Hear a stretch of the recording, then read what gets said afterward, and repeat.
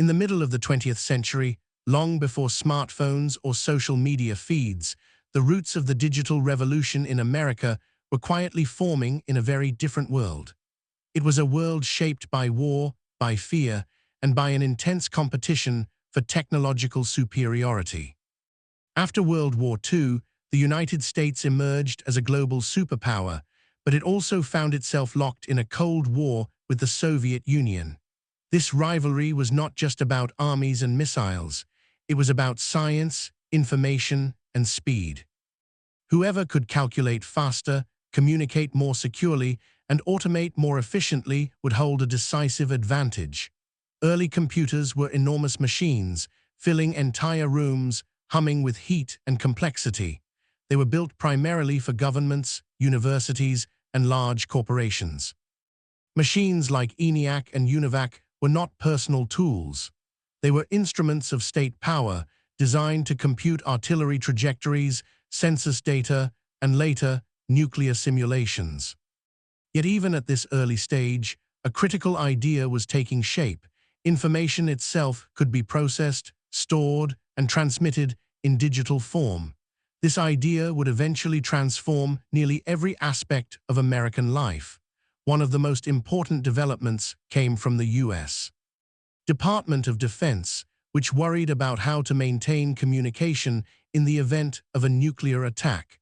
Traditional telephone networks were centralized and vulnerable. If a few key nodes were destroyed, communication could collapse. In response, researchers began experimenting with decentralized networks that could reroute information if parts of the system were damaged. This research led to the creation of ARPANET in the late 1960s, a network that allowed computers at different universities to communicate with one another. ARPANET was not the internet as we know it, but it introduced foundational concepts: packet switching, distributed networks, and shared protocols. Importantly, it also reflected a distinctive American blend of military funding and academic openness. Many of the scientists involved believed deeply in sharing knowledge. They exchanged ideas freely, published their findings, and collaborated across institutions. This culture of openness would become a defining characteristic of the digital world that followed. At the same time, another transformation was underway on the West Coast, particularly in Northern California. What would later be known as Silicon Valley was originally a region of orchards and small towns. Its transformation began with Stanford University, which encouraged faculty and graduates to commercialize their research.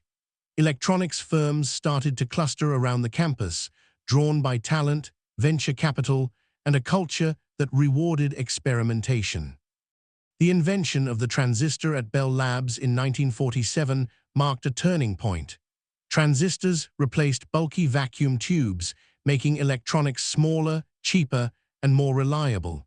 This breakthrough laid the groundwork for integrated circuits and eventually microprocessors.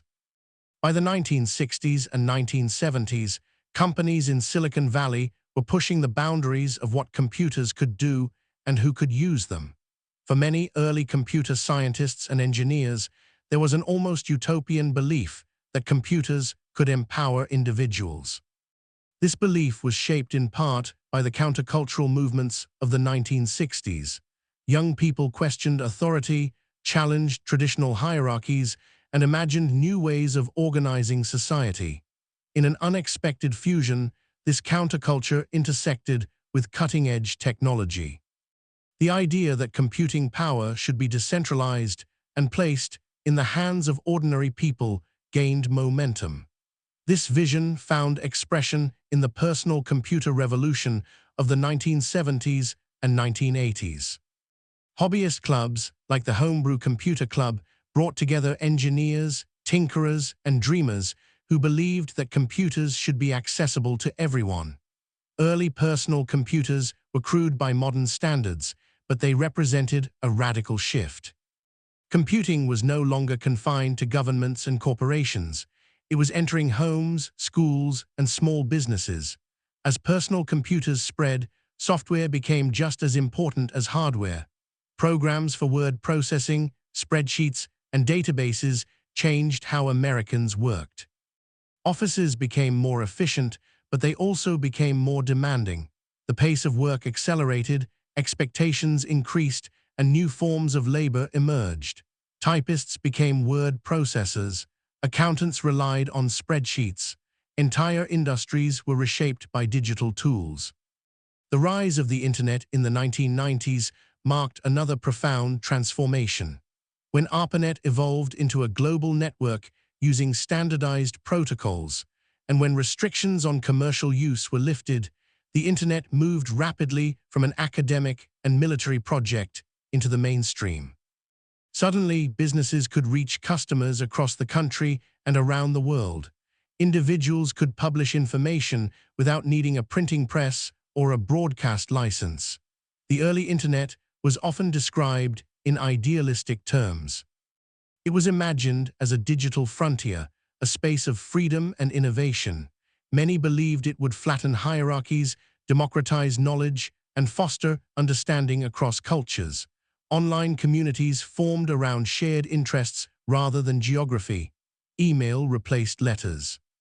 Websites became digital storefronts and personal diaries, but even in this early period, tensions were evident.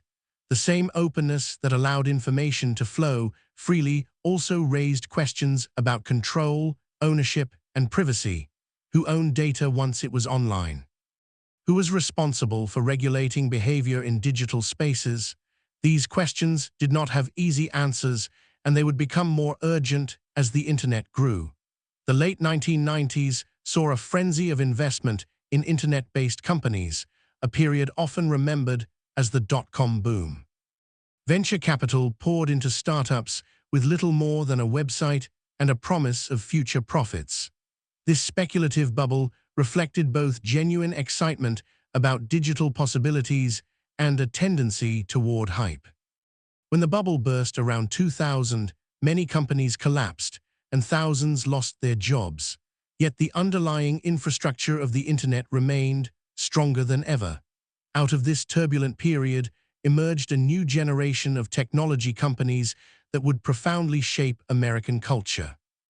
These firms did not just sell products or services, they built platforms that mediated social interaction, commerce, and information itself. Search engines became gatekeepers of knowledge. Online marketplaces reshaped retail. Social networking sites redefined how people presented themselves and connected with others.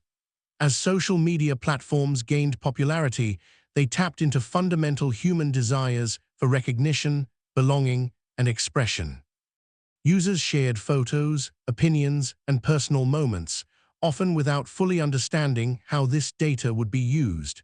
Behind the scenes, sophisticated algorithms tracked behavior, targeted advertisements, and optimized engagement. The business model of much of the digital economy became centered on attention and data. This shift had deep cultural consequences. The boundary between public and private life blurred. Events that once would have been personal became performative. News traveled faster, but so did rumors and misinformation. Traditional media institutions struggled to adapt, while new digital voices gained influence. The very concept of truth began to feel unstable in an environment where information was abundant but not always reliable. Privacy debates intensified as Americans became more aware of how much data they were generating and how it was being collected. Smartphones, equipped with cameras, GPS, and constant connectivity, turned everyday life into a stream of data points. Companies argued that data collection improved services and personalization. Critics warned of surveillance, manipulation, and loss of autonomy. Government responses were often slow and fragmented. Laws written for an earlier era struggled to address digital realities. Meanwhile, technology companies grew enormously powerful, with resources rivaling those of nation-states. Their decisions about content moderation, data use, and platform design had far-reaching consequences, often made with little public oversight. The political impact of the digital revolution became especially visible in the early 21st century. online platforms transformed political communication, enabling candidates to reach voters directly and mobilize supporters rapidly. Grassroots movements used social media to organize protests and spread messages. At the same time, these tools could be exploited for disinformation, foreign interference, and polarization. Elections became battles not only over policies, but over narratives circulating online. Algorithms designed to maximize engagement sometimes amplified extreme or emotionally charged content, deepening divisions. Americans began to confront a paradox. Technologies that promised connection and empowerment were also contributing to fragmentation and mistrust. As the digital revolution continued to unfold, it became clear that its story was not simply one of progress or decline. It was a story of trade-offs, unintended consequences, and human choices embedded in code. The technologies shaping American life were created by people with particular values, incentives, and blind spots. Understanding this history is essential to understanding the present. By the second decade of the 21st century, debates over regulation, free speech, and corporate power were no longer abstract. They touched everyday experiences, from how news was consumed to how friendships were maintained.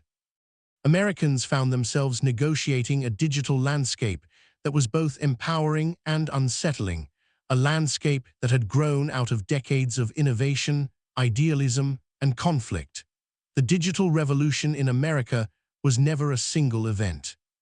It was, and remains, an ongoing process shaped by the interplay of technology, culture, economics, and politics. Its origins in Cold War laboratories and countercultural dreams continue to echo in the devices people carry in their pockets and the platforms that structure public life. And as the story continues to unfold, the questions it raises about power, privacy, and responsibility grow ever more urgent, demanding reflection not only on where these technologies came from, but on where they might lead next. As the digital revolution matured, the center of gravity shifted again, this time toward platforms that promised not just information, but participation. The early internet had been largely static, a collection of pages you visited and read. In the early 2000s, that began to change. Websites increasingly invited users to contribute content, to comment, to upload, to share. This transformation was often described as the move toward a more interactive social web, though few fully grasped how profound its effects would be. At first, these platforms felt playful and experimental. People reconnected with old classmates, posted personal updates, shared photos, and joined online communities that mirrored or expanded their offline identities. The idea of broadcasting one's thoughts to a wide audience was novel, even thrilling.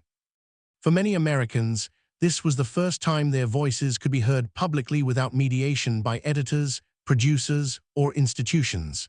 It felt democratic, empowering, and deeply personal. But embedded within this apparent freedom were systems designed to observe, measure, and influence behavior. Every click, like, and pause became a data point.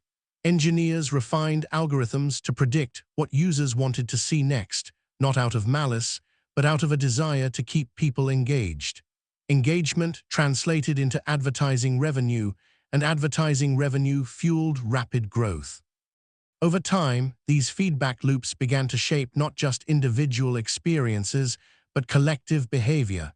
The culture of Silicon Valley played a critical role in this evolution. Many technology founders believed they were building tools, not institutions. They emphasized speed, innovation, and disruption. The mantra of move fast and break things captured a mindset that valued experimentation over caution. This approach produced remarkable advances, but it also meant that ethical and social consequences were often addressed only after problems emerged. One of the most significant consequences was the reconfiguration of privacy. In earlier eras, privacy had been tied to physical spaces and personal boundaries. In the digital age, it became tied to data. Americans were often willing to trade personal information for convenience or connection, sometimes without realizing the full extent of that trade. Privacy policies were long and opaque. Consent was nominal rather than informed. As awareness grew, so did unease. High-profile data breaches revealed how vulnerable personal information could be. Revelations about government surveillance programs sparked outrage and debate about the balance between security and civil liberties. Whistleblowers and investigative journalists exposed the scale at which digital communications were monitored, both by states and corporations. These disclosures forced Americans to confront the reality that digital infrastructure could be used for control as well as connection. The political sphere was undergoing its own transformation. Campaigns increasingly relied on digital tools to target voters with unprecedented precision. Messages could be tailored to specific demographics, even specific individuals, based on data profiles. This personalization made political communication more efficient, but it also fragmented the public sphere. Different citizens encountered different versions of political reality, shaped by algorithms rather than shared civic forums. Social media became a battleground for competing narratives. Activists used platforms to draw attention to injustice, organize demonstrations, and pressure institutions. At the same time, false information spread rapidly, often faster than corrections could follow. Emotional content, especially content that provoked anger or fear, traveled farthest. This dynamic challenged traditional notions of accountability and truth. Journalism struggled to adapt. Advertising revenue migrated from newspapers and broadcasters to digital platforms, undermining the financial foundations of investigative reporting. Newsrooms shrank. Local coverage declined.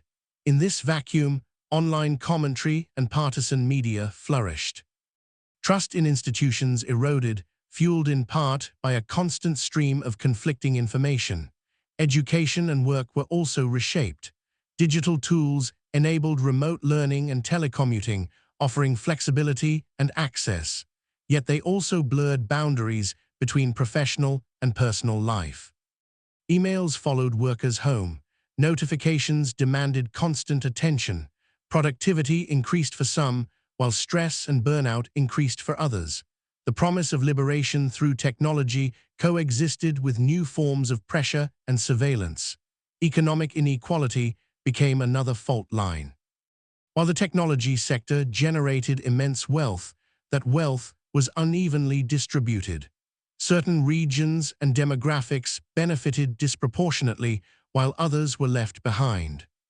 Automation and digitalization disrupted traditional industries, displacing workers who lacked the skills or opportunities to transition.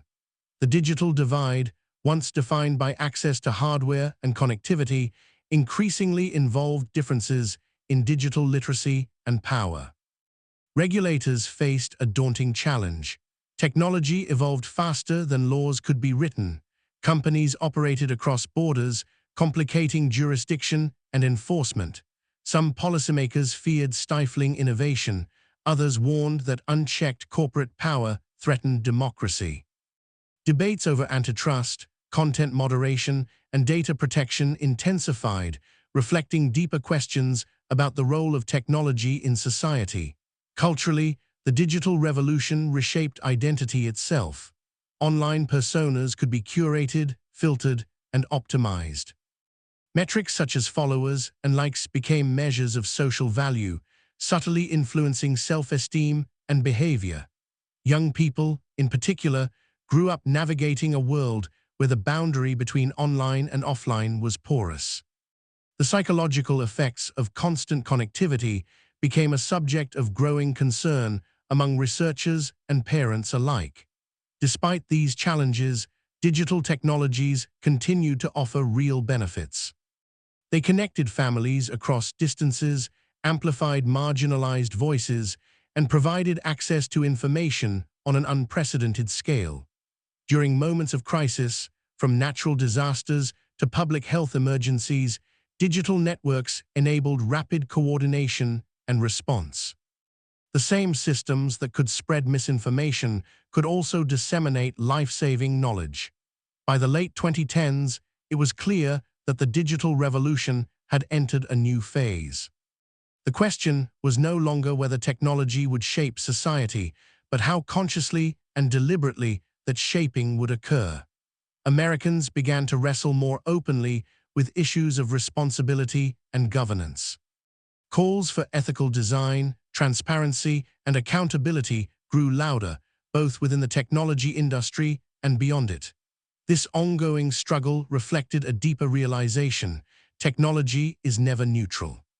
It embodies the values and assumptions of its creators and the structures of the society in which it operates. The story of the digital revolution in America is therefore inseparable from the story of American ideals and contradictions, from the tension between freedom and control, innovation and stability, individualism and collective responsibility. As new technologies such as artificial intelligence and immersive digital environments emerged, they carried forward the legacies of earlier innovations. They promised efficiency, creativity, and insight, while also raising familiar concerns about bias, surveillance, and power. The past decades offered lessons, but no simple answers. Each generation inherited not only new tools, but the consequences of choices made before. The digital revolution, once imagined as a destination, revealed itself as a continual process of negotiation. It reshaped how Americans communicate, work, govern, and imagine themselves. And as the nation moved deeper into the digital age, the challenge remained the same as it had been at the beginning: to harness technological power in ways that serve human values, rather than allowing those values to be quietly rewritten by the logic of machines. The consequences of this negotiation became especially visible when moments of national crisis intersected with digital infrastructure. In times of shock or uncertainty, Americans increasingly turned not to traditional authorities, but to their screens. News broke first online. Reactions unfolded in real time. Grief, anger, solidarity, and fear all traveled through the same channels, often indistinguishable from one another. The speed of digital communication collapsed the distance between event and response, leaving little room for reflection. This immediacy changed how history itself was experienced. Events were no longer processed after the fact through carefully constructed narratives. They were lived publicly as they happened, fragmented into posts, videos, and comments. Anyone with a smartphone could document reality, but that reality was partial, subjective, and easily manipulated. The sheer volume of information made it difficult to determine what mattered most, or what was even true. Power dynamics shifted accordingly. Institutions that once controlled information found their authority challenged. Governments, corporations, and media organizations all struggled to adapt to an environment where trust was increasingly decentralized. Influence flowed not only from formal positions, but from visibility and virality. A single post could spark outrage or mobilize millions, while carefully researched reports might go unnoticed. This environment rewarded emotional intensity. Algorithms, optimized for engagement, learned to privilege content that elicited strong reactions. Over time, this shaped public discourse. Nuance struggled to compete with outrage. Complex issues were compressed into slogans and memes. Political identities hardened, reinforced by online spaces that filtered out dissenting views. Many Americans found themselves living in parallel realities, each internally coherent, yet deeply disconnected from the others. At the same time, digital tools offered unprecedented opportunities for organization and resistance. Social movements that might once have been localized gained national and even global visibility. Marginalized communities used online platforms to share experiences that had long been ignored. Hashtags became rallying cries. Videos captured moments that contradicted official narratives. In these instances, technology functioned as a force for accountability, exposing injustices that might otherwise have remained hidden. Yet this visibility came at a cost. Activists faced harassment, surveillance, and burnout. Online engagement blurred into performative allyship, where symbolic gestures replaced sustained action. Movements rose quickly and sometimes faded just as fast, struggling to translate digital attention into lasting structural change. The same networks that enabled solidarity also enabled backlash, harassment, and intimidation. The economic foundations of the digital world continued to shape these dynamics. Advertising remained the dominant revenue model, incentivizing scale and engagement over depth and care. Users were both participants and products, their attention monetized in ways that were largely invisible. This arrangement raised fundamental questions about consent and exploitation.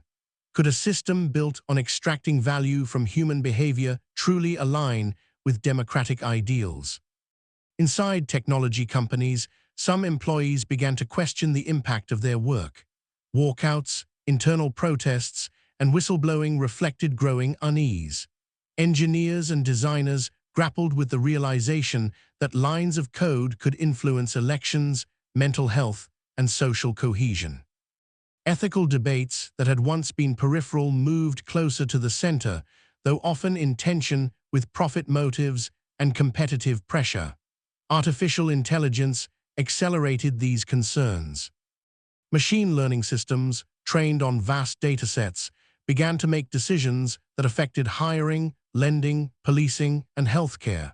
While these systems promised efficiency and objectivity, they often reproduced existing biases embedded in their data. Errors could be opaque and difficult to challenge. Responsibility was diffuse, spread across developers, companies, and users, making accountability elusive. The question of who governs digital space became increasingly urgent. Unlike physical infrastructure, digital platforms were privately owned, yet functioned as public squares. Decisions about moderation, access, and visibility were made by corporations, often behind closed doors. Critics argued that this concentration of power was incompatible with democratic principles. Defenders warned that heavy-handed regulation could stifle innovation and free expression. International pressures added another layer of complexity. The Internet, once imagined as borderless, became a site of geopolitical contestation. Different countries asserted control over data, content, and infrastructure in ways that reflected their political systems and values. The United States, long a champion of an open internet, faced dilemmas about security, competition, and influence. Technology was no longer just an economic asset, but a strategic one. Meanwhile, everyday life continued to adapt. Families navigated questions about screen time and digital well-being. Friendships and romantic relationships formed and dissolved online. Memory itself changed, outsourced to cloud storage and search engines. The act of forgetting, once a natural part of human experience, became more difficult in a world where digital traces persisted indefinitely. Generational divides emerged. Those who remembered life before the internet often viewed digital transformation with ambivalence, balancing appreciation with nostalgia. Younger Americans, for whom digital connectivity was a given, approached it with a mix of fluency and fatigue.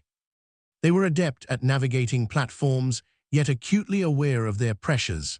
The promise of constant connection sometimes felt like an obligation rather than a gift. By this stage, it was no longer possible to speak of the digital revolution as something separate from society. It had become the environment in which society operated. The early dreams of empowerment and decentralization had not vanished, but they had been complicated by realities of scale, power, and human behavior. Technology magnified existing tendencies, both constructive and destructive. Looking back, the trajectory from Cold War computers to social media empires revealed a consistent pattern. Innovations introduced to solve specific problems expanded beyond their original purposes. Tools designed for calculation, communication, or convenience became instruments that shaped identity, politics, and culture. Each step forward carried unintended consequences that demanded new forms of understanding and responsibility. As Americans moved further into the 21st century, the challenge was not simply to keep up with technological change, but to develop the social, ethical, and political frameworks needed to live with it. The digital revolution had delivered extraordinary capabilities, but it had also exposed vulnerabilities in democratic institutions, social bonds, and individual autonomy. How those tensions would be resolved remained uncertain, but one thing was clear: the story was still unfolding, and its outcome would depend not on machines alone, but on the choices made by the people who built, governed, and used them. As these tensions deepened, Americans increasingly sensed that something fundamental had shifted in the nature of power. In earlier eras, power was visibly anchored in factories, armies, legislatures, and broadcast towers. In the digital age, power often operated invisibly, embedded in software architectures and data flows.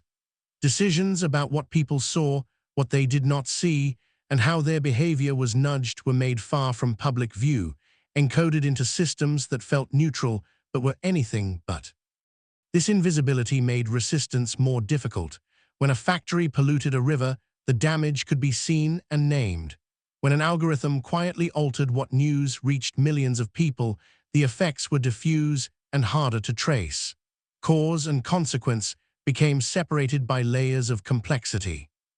Many Americans felt a vague sense of unease without being able to articulate exactly why. Others dismissed concerns as abstract or exaggerated, trusting that innovation would ultimately correct itself. Trust itself became a central issue. Trust in institutions had already been declining for decades, but digital media accelerated that erosion. Conspiracy theories found fertile ground in online spaces where like-minded users reinforced one another's beliefs. Official statements competed with anonymous posts and viral videos, all presented on the same screen, often with similar visual authority. The cues that once helped people distinguish expertise from speculation weakened. This did not happen by accident. Platforms were designed to flatten distinctions, to make all content equally shareable. A peer-reviewed study and an unverified rumor could travel through the same channels at the same speed. The result was not simply confusion, but a shift in how knowledge itself was valued. Personal experience and emotional resonance often outweighed evidence. My truth began to rival shared, verifiable reality. At the same time, the economic logic of the digital world continued to reward consolidation. Network effects favored a small number of dominant platforms. The more users they attracted, the more valuable they became, making it harder for competitors to emerge. This concentration gave a handful of companies enormous influence over communication, commerce, and culture. Decisions made in corporate boardrooms could ripple outward to affect billions of lives. Antitrust debates resurfaced with new urgency. Critics argued that existing laws were ill-suited to address digital monopolies, which often offered free services while extracting value in less visible ways. Supporters of the status quo countered that consumers benefited from convenience and innovation. The debate reflected a deeper uncertainty about how to measure harm and benefit in an economy built on data rather than tangible goods. Labor relations were also transformed. The digital economy created new forms of work, from app-based gig labor to remote knowledge work. Flexibility was often advertised as freedom, but it came with precarity. Workers found themselves managed by algorithms, evaluated by ratings, and excluded from traditional protections. The line between employee and contractor blurred, raising questions about responsibility and rights. These changes intersected with long-standing social inequalities. Race, class, and geography shaped who benefited most from digital opportunities, and who bore the greatest costs. Urban tech hubs attracted investment and talent, while rural areas and former industrial regions struggled to keep pace. Access to high-speed internet became a prerequisite for full participation in economic and civic life, yet remained uneven. Education systems attempted to adapt, integrating digital tools into classrooms. Online resources expanded access to information, but they also exposed disparities in support and infrastructure. During periods when schooling moved online at scale, these gaps became impossible to ignore. For some students, digital learning offered flexibility and personalization. For others, it meant isolation and lost opportunity. The emotional landscape of American life shifted as well. Constant connectivity altered attention spans and expectations. Silence became uncomfortable. Moments that once invited reflection were filled with scrolling and notifications. Psychologists and researchers began to document links between heavy social media use and anxiety, depression, and loneliness, particularly among younger users. Yet these platforms also provided community and validation for those who felt isolated offline. This duality made simple judgments impossible. The same technologies that harmed could also heal. Online support networks connected people facing illness, grief, or marginalization. Creative communities flourished, sharing art, music, and ideas across distances. Knowledge that had once been locked behind institutional gates became widely accessible. The digital revolution expanded human possibility even as it constrained it. As awareness of these complexities grew, public discourse slowly matured. The early tendency to frame technology as either salvation or threat gave way to more nuanced conversations. Scholars, activists, and policymakers began to emphasize the importance of design choices, governance structures, and cultural norms. The question shifted from whether technology was good or bad to how it could be shaped to align with shared values. This shift was uneven and contested. Powerful interests resisted changes that threatened profit or control. Others pushed for reforms that ranged from modest transparency measures to radical reimagining of digital ownership. Ideas such as data rights, platform cooperatives, and algorithmic accountability moved from the margins toward mainstream discussion, though implementation remained uncertain. Throughout all of this, one continuity stood out. The digital revolution in America was never just about machines. It was about people, their aspirations, fears, and contradictions. It reflected a society that prized innovation and individualism, yet struggled with collective responsibility. The tools Americans built mirrored their values and, in turn, reshaped them. By tracing this history, from early computers to a world saturated with digital media, a pattern becomes clear. Each technological advance solved real problems while creating new ones. Each expansion of capability demanded a corresponding expansion of wisdom. The lag between the two was where conflict and harm emerged. As the pace of change continued, the stakes only grew higher. Decisions made in the present would shape not just markets or conveniences, but the texture of democratic life itself. The digital revolution had reached a point where its future trajectory could no longer be left to chance or purely to market forces. It required intentional choices about what kind of society Americans wanted to build in and through their technologies. And so the story presses forward, unresolved and ongoing, carried by the daily actions of billions of users and the strategic decisions of a few powerful actors. The tools keep evolving, but the central question remains remarkably constant, echoing from the earliest days of computing to the present moment. How to ensure that the immense power of digital technology serves human dignity, rather than quietly redefining it on its own terms.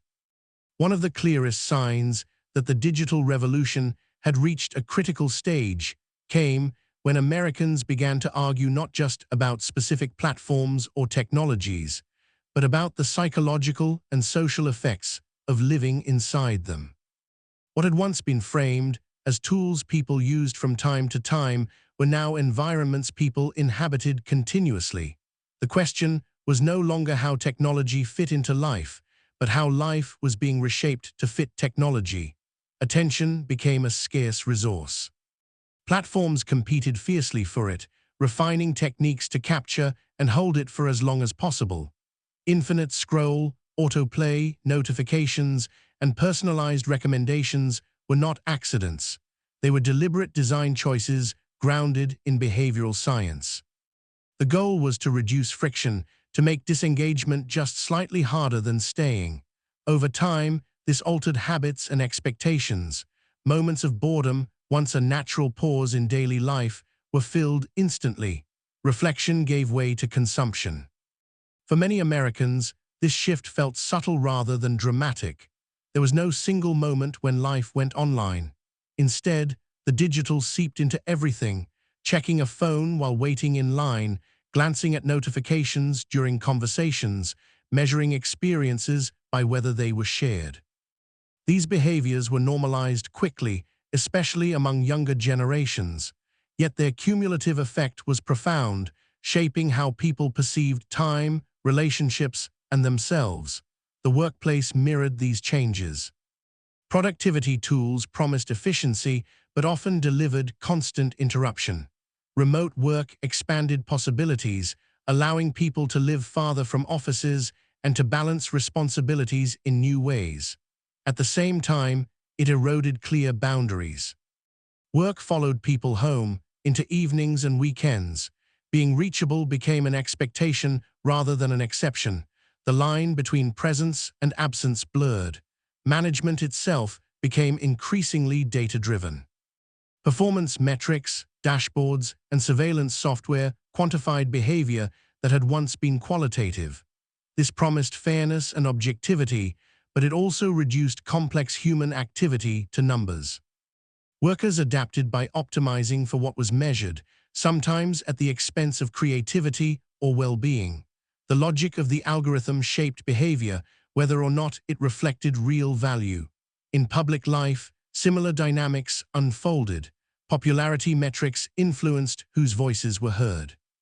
Those who mastered the rhythms of digital attention gained influence disproportionate to formal authority. This democratized visibility, but also rewarded provocation. Calm, measured analysis struggled to compete with outrage and certainty. The emotional temperature of discourse rose, and compromise became harder to sustain. The erosion of shared experience was another consequence. In earlier eras, large portions of the population consumed the same news broadcasts or read the same newspapers. This did not eliminate disagreement, but it created a common baseline of facts. Digital personalization fractured that baseline. News feeds became individualized, shaped by past behavior and inferred preferences. Two people could live in the same city and inhabit entirely different informational worlds.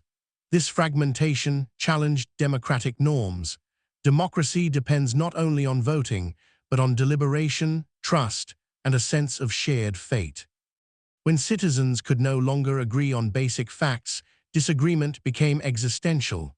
Opponents were not merely wrong, but illegitimate. Digital spaces amplified this tendency, rewarding content that framed politics as a zero-sum struggle. Foreign actors recognized these vulnerabilities and sought to exploit them. Disinformation campaigns took advantage of open platforms, using fake accounts and targeted messaging to inflame tensions. The goal was often not to persuade, but to confuse and divide. The realization that democratic discourse itself could be manipulated at scale was deeply unsettling. It underscored how digital infrastructure had become a matter of national security as well as personal convenience. Responses to these threats were complicated by constitutional principles and cultural values. The United States had long prioritized free expression, wary of censorship and centralized control. Yet the scale and speed of digital communication strained existing frameworks. Private companies rather than courts or legislatures, were often left to make decisions about what content to allow. This privatization of governance raised its own concerns, placing enormous responsibility in unaccountable hands. As controversies multiplied, so did calls for reform. Some advocated stronger regulation, arguing that digital platforms should be treated like utilities or publishers. Others emphasized user empowerment, proposing tools that allowed individuals to control their data and feeds. Still others focused on education, promoting digital literacy as a means of resilience. These approaches were not mutually exclusive, but they reflected different philosophies about where responsibility should lie. Throughout these debates, a recurring theme emerged: the mismatch between the speed of technological change and the slower pace of social adaptation. Human institutions evolved over centuries, shaped by trial and error. Digital systems could transform behavior in years or even months. This gap created instability. Norms lagged behind capabilities. Harm often became visible only after systems were widely adopted. History offered some perspective. Past technological revolutions, from printing to industrialization, had also disrupted societies and provoked anxiety. Over time, new norms, laws, and institutions emerged to manage their effects. But the digital revolution differed in scale and intimacy. It touched not just how people worked or communicated, but how they thought, remembered, and related to one another. Its reach was global, instantaneous, and deeply personal. As Americans grappled with these realities, a more sober understanding of technology began to take hold.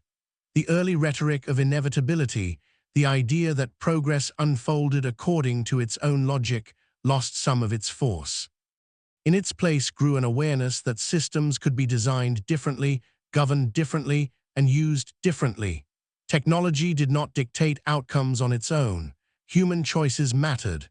This recognition did not resolve the tensions, but it reframed them.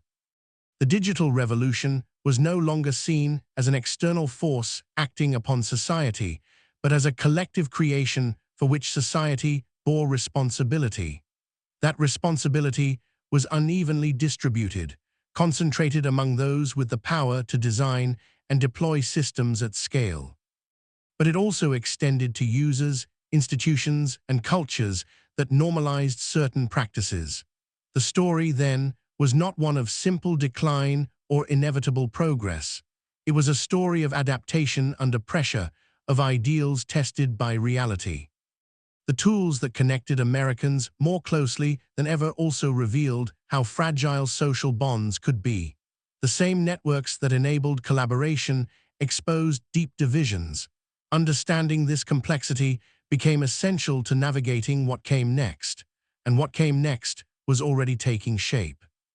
New technologies promised to deepen the digital transformation even further, embedding computation into physical environments, automating judgment, and mediating experience in ever more subtle ways.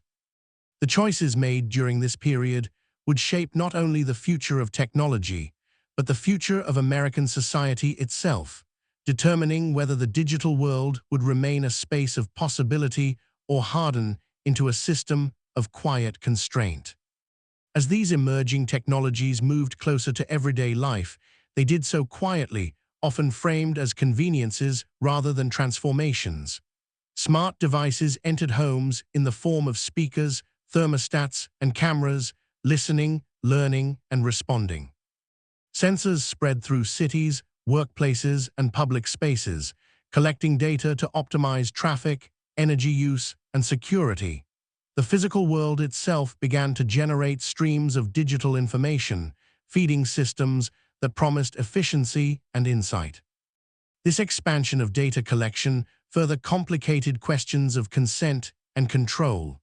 Many Americans welcomed technologies that made life smoother or safer, but few fully understood the scope of what was being gathered or how it might be used in the future.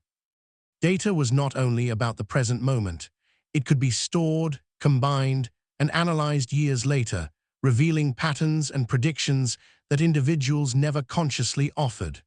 The future value of data made its accumulation irresistible to those who could collect it. Artificial intelligence accelerated this dynamic. Systems that could recognize faces, interpret speech, and predict behavior moved from research labs into consumer products and government agencies. What had once seemed like science fiction became routine. Phones unlocked with a glance. Software filtered job applications. Predictive models assessed risk in areas ranging from credit to criminal justice.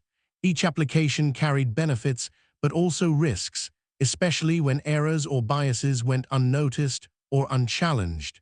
The opacity of these systems became a central concern. Even their creators sometimes struggled to explain how complex models reached particular conclusions. This lack of transparency challenged fundamental principles of accountability. If an algorithm denied someone a loan, a job, or parole, who was responsible? How could decisions be appealed or corrected? These questions exposed a gap between technological capability and legal and ethical frameworks. Public awareness grew unevenly. Some Americans embraced new tools enthusiastically, trusting that innovation would bring solutions to long-standing problems. Others grew increasingly skeptical, wary of surveillance and automation. These attitudes often reflected broader social divides, shaped by experience, education, and trust in institutions. Communities that had already faced discrimination were often the most cautious, recognizing how new technologies could reinforce old inequities under the guise of objectivity. The role of government remained contested. Regulatory agencies struggled to recruit expertise that could match the sophistication of the industries they oversaw. Political polarization made consensus difficult, even as the consequences of inaction became more apparent. Some states and cities experimented with their own rules, banning or limiting certain technologies. These local efforts highlighted both the possibilities and the limits of fragmented governance in a digital economy that ignored borders. At the same time, global competition intensified. Other nations invested heavily in digital infrastructure, artificial intelligence, and data-driven industries. Technological leadership became a measure of national strength. In this context, debates about regulation were often framed as trade-offs between ethics and competitiveness. Could the United States impose constraints without falling behind? Or would a failure to set boundaries ultimately undermine trust and stability? These questions reached into the heart of American identity. The digital revolution had been fueled by a belief in ingenuity, entrepreneurship, and individual freedom. Yet its outcomes challenged simple narratives of progress. Freedom to innovate had produced unprecedented wealth and capability, but also concentration of power. Individual expression flourished online, but so did manipulation and harassment. The same systems that enabled choice also constrained it, shaping behavior through subtle incentives. Cultural responses reflected this ambivalence. Popular media explored themes of technological overreach and loss of control. At the same time, digital platforms remained central to entertainment, social life, and creativity. People critiqued systems they relied upon daily, expressing frustration while continuing to participate. This tension was not hypocrisy so much as a recognition of dependence.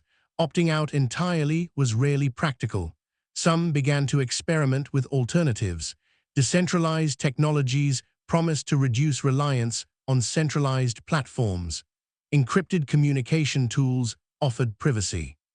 Movements advocating slower, more intentional use of technology gained followers. These efforts reflected a desire to reclaim agency, to assert that digital life could be shaped rather than simply endured. Yet they faced significant obstacles, from usability challenges to the sheer dominance of established platforms. Education emerged as a critical arena for change. Beyond teaching technical skills, educators emphasized critical thinking about technology itself. Understanding how systems were designed, what incentives drove them, and how they influenced behavior became as important as learning to use them. This shift recognized that digital literacy was not just about competence, but about citizenship in a technologically mediated society. Through all of this, the legacy of earlier decisions loomed large. Choices made during the rise of the internet and social media, often in the absence of clear rules or foresight, constrained what was possible later. Business models based on surveillance and advertising proved difficult to unwind. Network effects locked users into ecosystems that were hard to escape. Path dependence shaped the present, reminding Americans that early assumptions mattered long after they were forgotten. Looking across decades, the digital revolution in America appeared less like a straight line and more like a series of branching paths, some taken deliberately, others by default. Each branch carried consequences that accumulated over time. The optimism of early innovators was not misplaced, but it was incomplete. They had imagined new capabilities without fully imagining new responsibilities. As the story continued, it became clear that the most important questions were no longer technical. They were moral and political. Who should benefit from digital innovation, and who should bear its costs? How much power should private actors wield over public life? What values should be embedded in systems that increasingly mediate human experience? These questions did not yield quick or unanimous answers. They played out through legislation, court cases, corporate policies, and everyday choices. Progress was uneven, often reactive rather than proactive, yet the very act of asking signaled a shift. Americans were beginning to see the digital world not as a neutral backdrop, but as a constructed environment that could, at least in principle, be redesigned. The digital revolution, having transformed communication, commerce, and culture, now confronted its own maturity. Its initial phase, defined by expansion and disruption, gave way to a phase defined by reflection and reckoning. The technologies were no longer new. Their effects were familiar, lived, and impossible to ignore.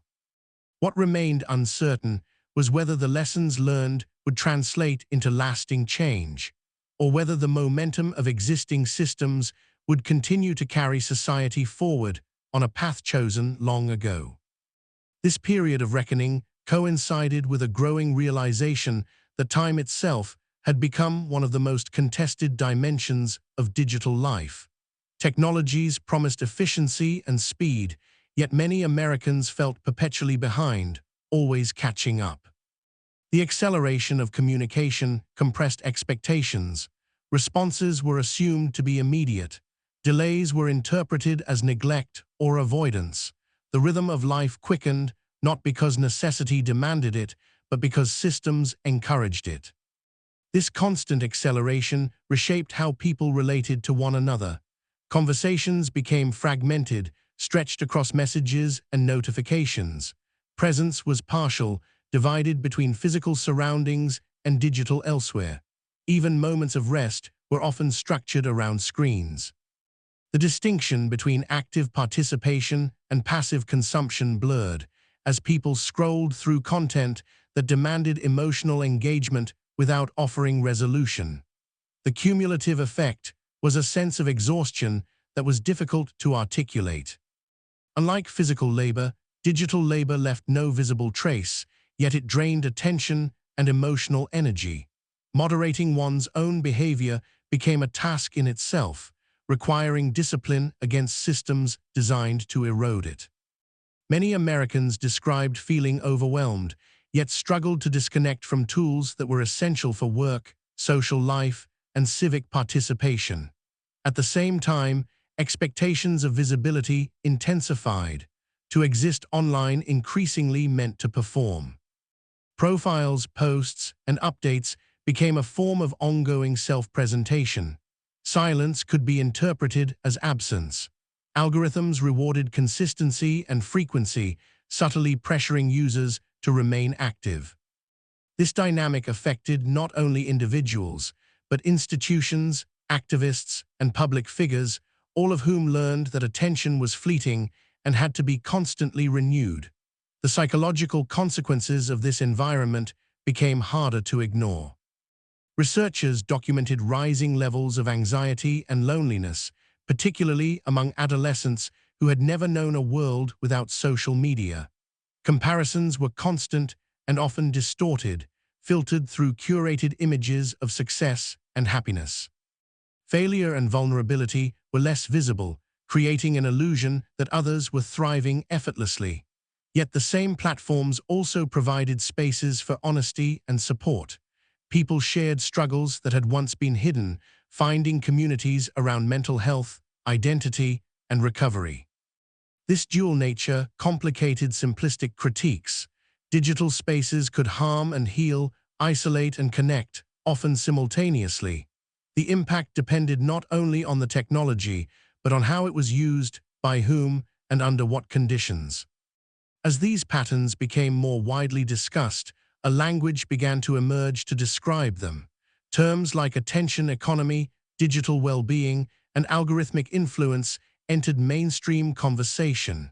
Naming the problem did not solve it, but it made it visible. What had once felt like a personal failing began to be understood as a systemic issue, shaped by design and incentives rather than individual weakness. This shift in perspective marked an important moment. It suggested that dissatisfaction with digital life was not merely nostalgia or resistance to change, but a rational response to environments optimized for goals other than human flourishing. Recognizing this opened space for alternative visions. Designers, scholars, and activists explored what it might mean to build technologies that respected limits, encouraged reflection, and supported healthy relationships. Some companies responded by introducing features that tracked screen time or muted notifications. Critics argued that these measures were superficial, placing responsibility on users while leaving underlying business models intact. Still, they reflected growing pressure to acknowledge harm.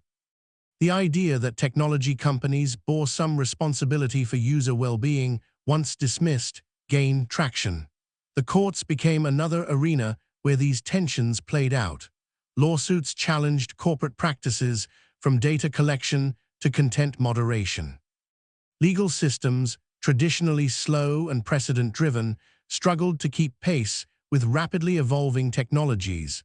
Judges were asked to interpret old principles in new contexts, balancing free expression against harm, innovation against accountability. Throughout this period, memory itself was being transformed. Digital archives preserved emails, photos, and posts indefinitely. The past became searchable and persistent. This altered how people remembered, how they were remembered, and how they could move on. Mistakes lingered. Identities frozen in old posts could clash with present realities. Forgiveness and forgetting, once social processes, became technical challenges. This persistence also affected institutions. Statements made years earlier resurfaced, judged by contemporary standards. Public figures faced accountability not only for current actions, but for digital traces of past beliefs. This created incentives for caution and self-censorship, but also opportunities for reckoning and growth. The line between accountability and punishment remained contested. In the background, the infrastructure of the digital world continued to expand. Data centers consumed vast amounts of energy. Supply chains for devices relied on global networks of extraction and labor, often far from public view. The environmental footprint of digital life became harder to ignore, challenging the assumption that virtual meant immaterial. Every click depended on physical systems with real ecological costs. This realization connected the digital revolution to broader questions about sustainability and responsibility. Technology was not separate from the material world, it was deeply embedded within it. Choices about design and consumption had consequences not only for social life, but for the planet itself. The future of digital innovation became entangled with debates about climate, resources, and long-term resilience. Through all these layers, one theme remained constant: complexity. Simple narratives no longer sufficed. The digital revolution had produced outcomes that were contradictory and interdependent. Solutions in one area created problems in another. Gains in efficiency came with losses in autonomy. Expansions of voice coincided with new forms of control. Understanding this complexity required patience and humility. It meant resisting the urge to assign blame solely to technology or to human nature. It required acknowledging that systems reflected collective choices made under specific historical conditions, often with limited foresight. The past could not be undone, but it could be learned from. As Americans looked ahead, they did so with a mix of apprehension and determination. The digital world was not going away. Its influence would only deepen. The question was whether society could evolve alongside it, developing norms, institutions, and values capable of guiding its power. The answer remained open, contingent on decisions yet to be made, and on the willingness to confront uncomfortable truths about the relationship between technology and the human condition. As this willingness slowly emerged, it revealed another underlying tension that had been present since the earliest days of the digital revolution: the gap between individual experience and collective consequence. Many of the choices people made online felt small and personal. Clicking a link, sharing a post, accepting terms of service. Each action seemed inconsequential on its own, yet aggregated at scale, these actions shaped markets, elections, and cultural norms. The digital world magnified the impact of everyday behavior in ways that were difficult to perceive from within it. This disconnect made accountability elusive. When harm occurred, responsibility was diffuse. Platforms pointed to users, users pointed to algorithms. Algorithms were framed as neutral outcomes of data and design. The result was a system in which everyone participated, but no one felt fully responsible. This diffusion of responsibility contrasted sharply with the scale of impact, creating frustration and a sense of powerlessness. At the same time, participation in digital systems was increasingly unavoidable. To apply for jobs, access services, maintain social ties, or engage politically often required online presence. Opting out carried real costs. This undermined the notion of meaningful consent. Choices made under pressure or without viable alternatives were not truly free, yet the language of choice remained central to how digital life was framed. This framing reflected deeper assumptions embedded in American culture, particularly the emphasis on individual responsibility. When problems arose, solutions were often directed at personal behavior rather than systemic design. Users were encouraged to manage their screen time, adjust privacy settings, or curate their feeds. While these actions could help at the margins, they left underlying incentives untouched. The burden of adaptation fell on individuals rather than institutions. Gradually, some began to question this imbalance. Comparisons were drawn to earlier regulatory efforts in areas like consumer safety, labor rights, and environmental protection. In those cases, society had recognized that individual vigilance was insufficient to address systemic risk. Standards and safeguards had been established not to eliminate choice, but to make choices safer and fairer. This historical perspective challenged the idea that the digital realm should be exempt from similar considerations. The language of rights entered the conversation more prominently. Data was framed not merely as a commodity, but as an extension of personhood. Questions arose about who should control it, who should profit from it, and how it should be protected. Proposals ranged from incremental reforms to more radical rethinking of ownership and governance. While consensus remained elusive, the shift itself was significant. It marked a move away from passive acceptance toward active debate. These debates were shaped by generational change.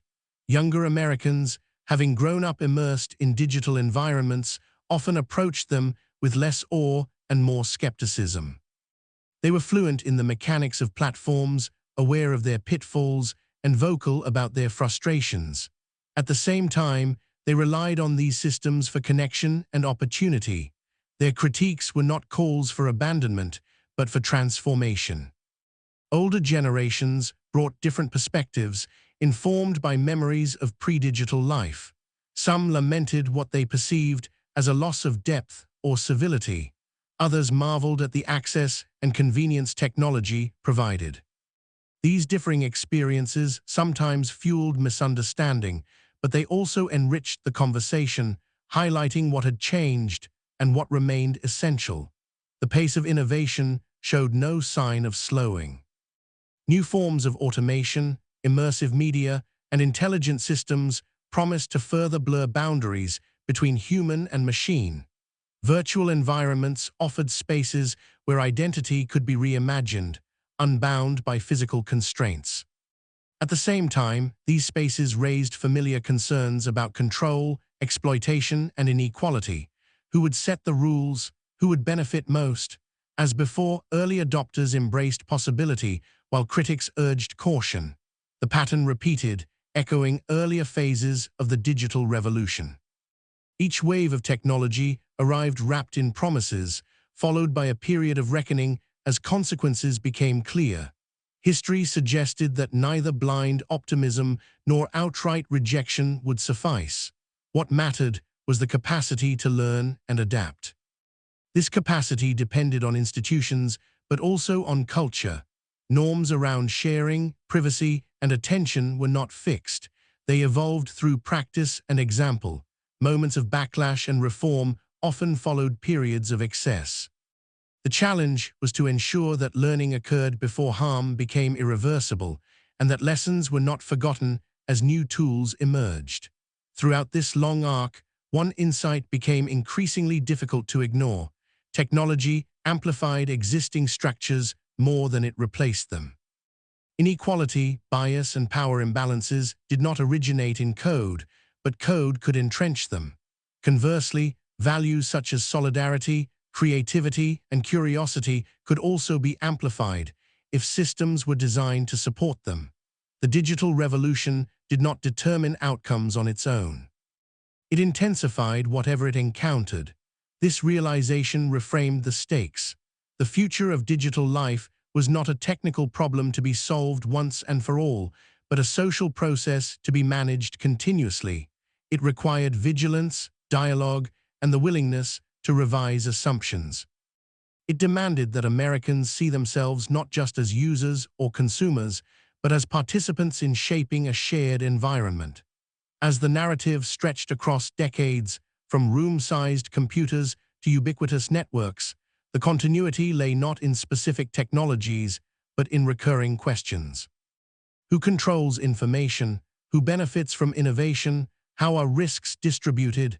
Each generation answered these questions differently, influenced by its circumstances and values. The answers were never final. In this sense, the digital revolution was less a chapter in history than a lens through which broader patterns could be observed. It revealed how societies respond to rapid change, how ideals confront realities, and how power adapts to new forms. The American experience, with its emphasis on freedom, entrepreneurship, and skepticism of authority, shaped the trajectory in distinctive ways, producing both remarkable achievements and deep challenges. As the story continued forward, unresolved and evolving, it carried with it the accumulated weight of past choices. The infrastructures built, the norms established, and the incentives entrenched all constrained what could come next. Yet within those constraints remained space for agency. The future was not predetermined, but it was conditioned by history.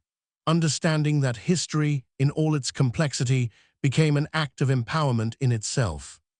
It allowed Americans to see the digital world not as an inevitable force, but as a human creation, shaped by decisions that could be questioned and changed. In that recognition lay the possibility of a different relationship with technology, one grounded not in novelty or fear, but in deliberate, collective responsibility.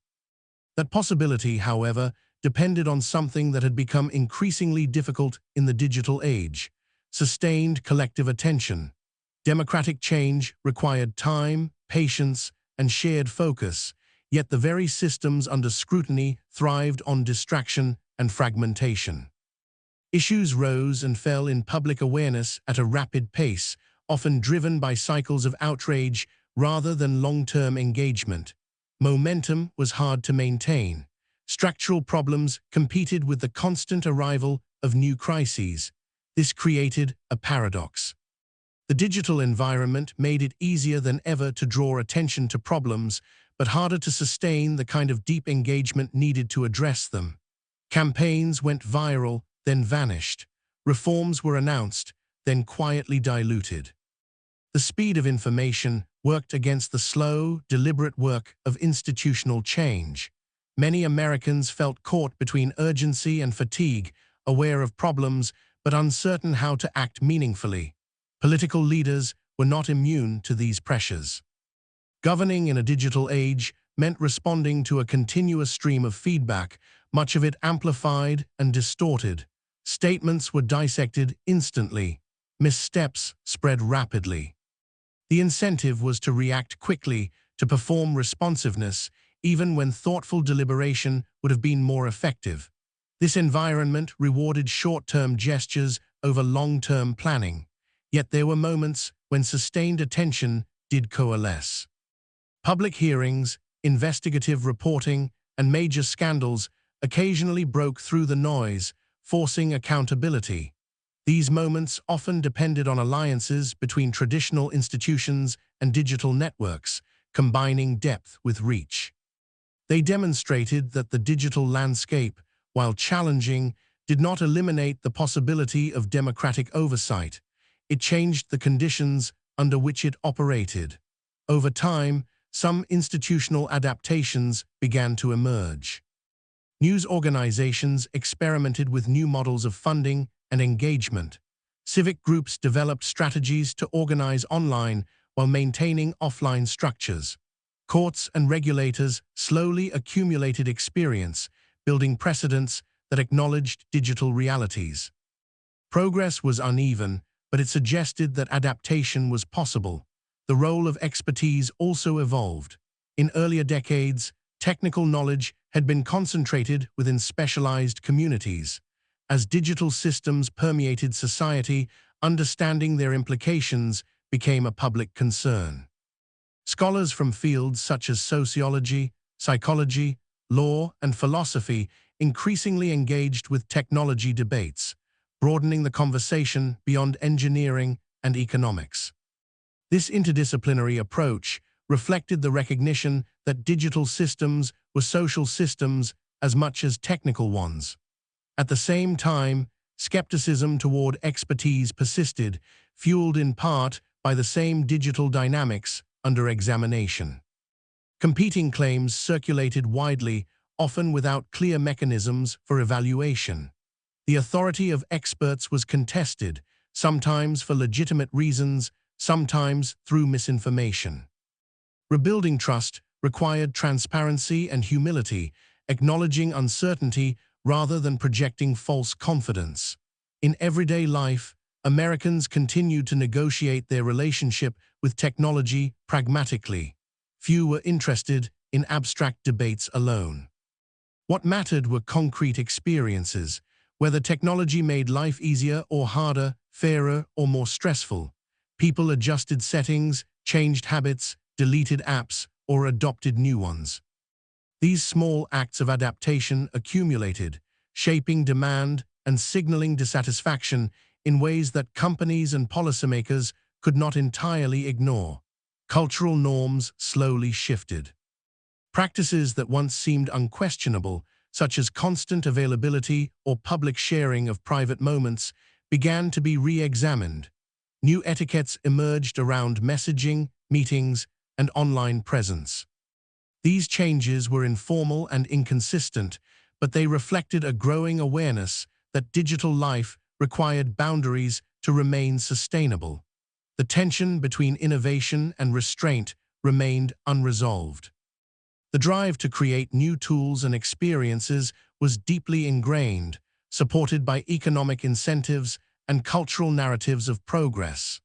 At the same time, there was a growing recognition that not every capability needed to be realized simply because it could be. The idea of saying no to certain applications of technology, once unthinkable, entered mainstream discussion. This shift echoed earlier moments in American history when society had grappled with the consequences of powerful innovations. Industrialization had prompted labor laws and safety standards. Environmental damage had led to regulation and conservation. In each case, limits were not imposed to halt progress, but to channel it toward broader public benefit. The digital revolution now posed a similar challenge, albeit in a more abstract and pervasive form. One of the most difficult aspects of this challenge was its global nature. Digital systems crossed borders effortlessly, while governance remained largely national.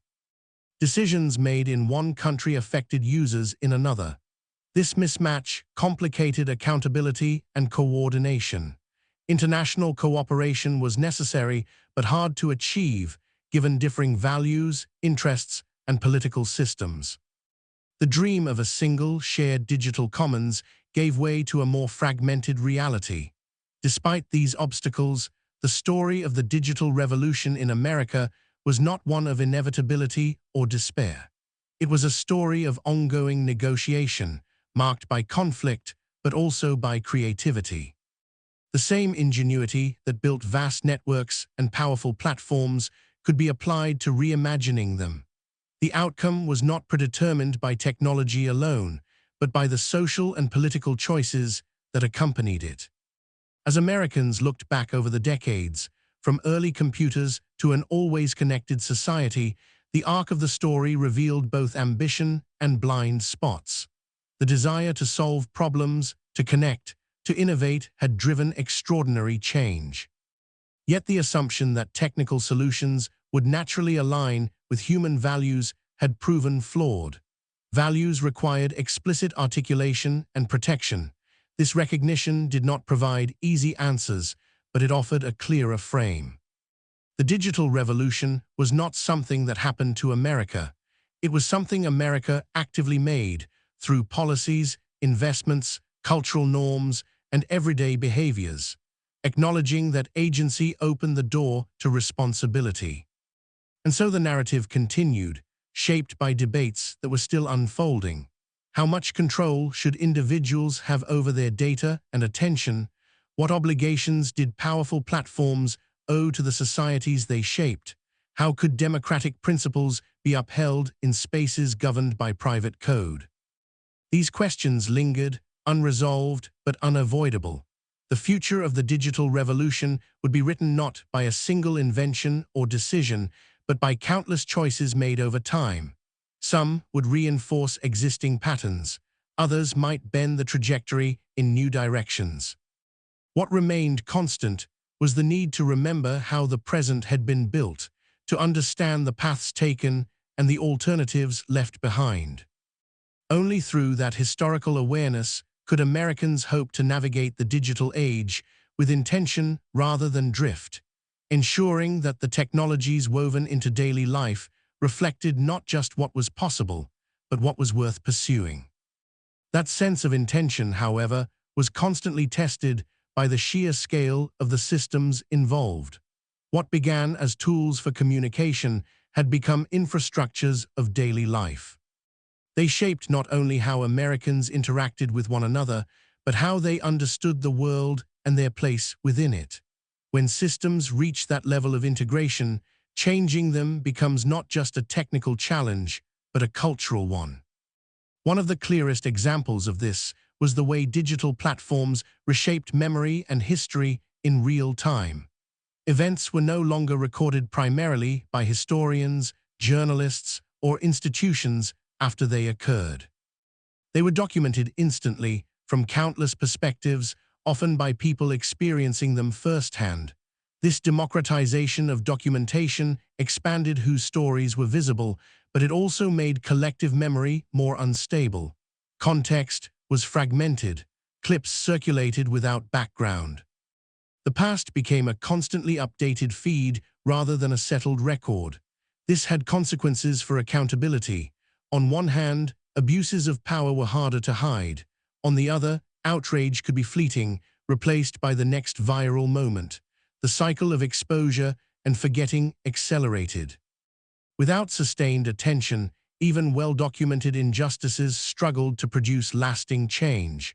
The digital archive remembered everything, but the public moved on quickly. The legal system, built on precedent and deliberation, found itself increasingly out of sync with this tempo. Courts moved slowly by design, weighing evidence and arguments over months or years. Digital controversies, by contrast, unfolded in hours or days. By the time rulings were issued, public attention had often shifted elsewhere. This mismatch created frustration and skepticism, even when institutions acted in good faith. Meanwhile, corporate governance played a growing role in shaping digital life. Content rules, data practices, and algorithmic changes were often implemented unilaterally by companies, justified as technical updates rather than political decisions. Yet these choices affected speech, visibility, and opportunity at a scale previously reserved for governments. The line between private management and public governance blurred further. Some companies attempted to respond by creating oversight boards or ethics teams, signaling a recognition of responsibility. Critics questioned whether such measures could be effective without structural change. Self-regulation, they argued, was vulnerable to conflicts of interest. Still, these efforts reflected mounting pressure, both internal and external, to acknowledge that digital power carried civic obligations. The international dimension of this power became increasingly evident. American technology companies operated globally, exporting not just products, but norms and values embedded in their designs. In some regions, these platforms supported free expression and access to information. In others, they clashed with local laws or were adapted to serve authoritarian control. The same technology could enable openness in one context and repression in another. This raised uncomfortable questions about responsibility beyond national borders. To what extent should companies be accountable for how their tools were used abroad? How should democratic societies respond when technologies they created were used to undermine democracy elsewhere? These dilemmas underscored the limits of purely national approaches to governance in a connected world. Back at home, the digital revolution continued to reshape economic life in subtle but pervasive ways. Automation and data-driven decision-making changed not only what jobs existed, but how work was valued. Tasks that could be quantified were prioritized. Those that involved care, judgment, or creativity were harder to measure and often undervalued. This dynamic reinforced existing inequalities and challenged traditional ideas of merit and contribution. At the same time, new forms of creativity flourished. Digital tools lowered barriers to entry for artists, writers, musicians, and entrepreneurs. Audiences could be reached directly without intermediaries. Entire genres and communities emerged online, blending culture, commerce, and identity. These developments reflected the enduring promise of the digital revolution, the expansion of human expression. Yet even here, tensions remained. Visibility was uneven. Algorithms favored certain styles, formats, and rhythms.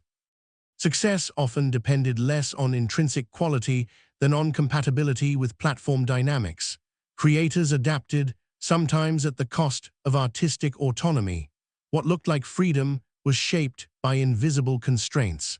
As these patterns accumulated, they reshaped how Americans thought about agency. Control was no longer simply a matter of choice between options. It involved understanding systems, incentives, and trade-offs that were often hidden. Empowerment required literacy not just in tools, but in structures. This realization drove calls for greater transparency and education, but implementing them at scale proved difficult. the role of the state remained contested. Some argued that only strong public institutions could counterbalance corporate power and protect collective interests. Others feared that government intervention would threaten innovation or free expression. These debates reflected long-standing tensions in American political culture, now refracted through digital realities. Despite disagreement, a common thread ran through these conversations: the recognition that doing nothing was itself a choice, with consequences. The early decades of the digital revolution had been shaped largely by default, guided by market forces and technological possibility.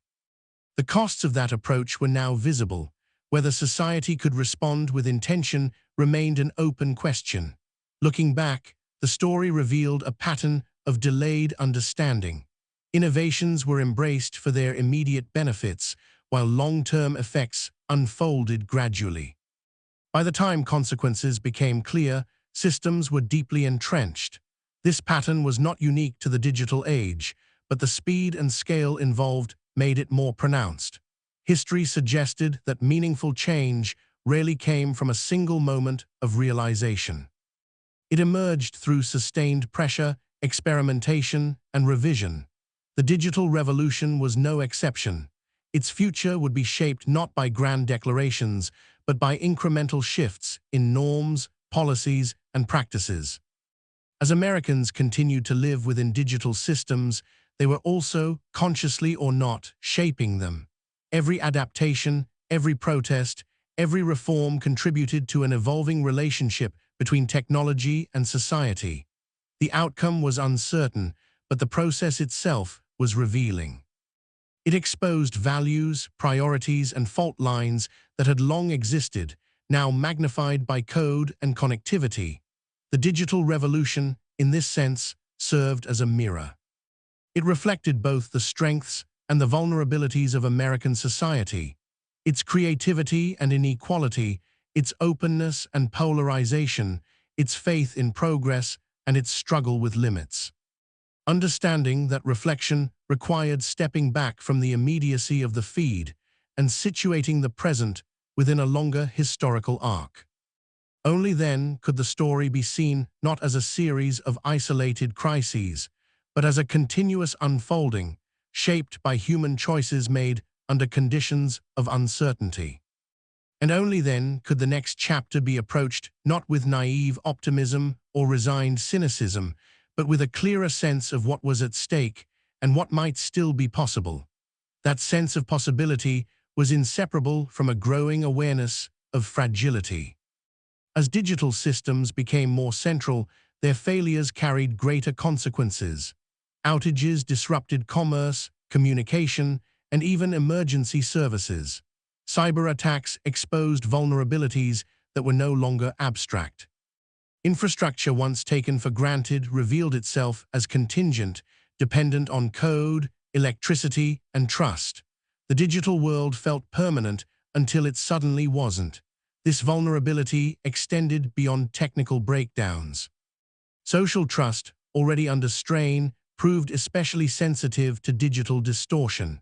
When false information spread faster than corrections, when outrage drowned out context, confidence in shared institutions weakened. The problem was not simply deception, but volume.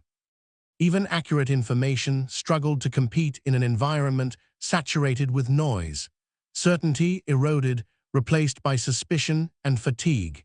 In response, many Americans retreated into smaller circles of trust. Private groups, encrypted chats, and curated networks offered refuge from the chaos of public platforms. These spaces felt safer, more manageable, but they also reinforced fragmentation. Public life, once defined by common forums, splintered into overlapping but disconnected communities. The balance between openness and safety became harder to strike. The implications for civic life were profound. Democracy depended on more than elections. It relied on shared narratives, mutual recognition, and a willingness to engage with difference. Digital environments often undermined these conditions, rewarding affirmation over challenge. Exposure to opposing views did not necessarily foster understanding. It often intensified conflict. The architecture of platforms shaped these outcomes, even when no one explicitly intended them. At the same time, moments of collective action demonstrated that digital tools could still support democratic energy. Mobilizations around elections, crises, and social causes showed the capacity for rapid coordination and awareness. The challenge lay in translating that energy into durable institutions and policies. Mobilization was easier than organization. Visibility was easier than governance. This tension echoed earlier phases of American history when new forms of communication disrupted political life.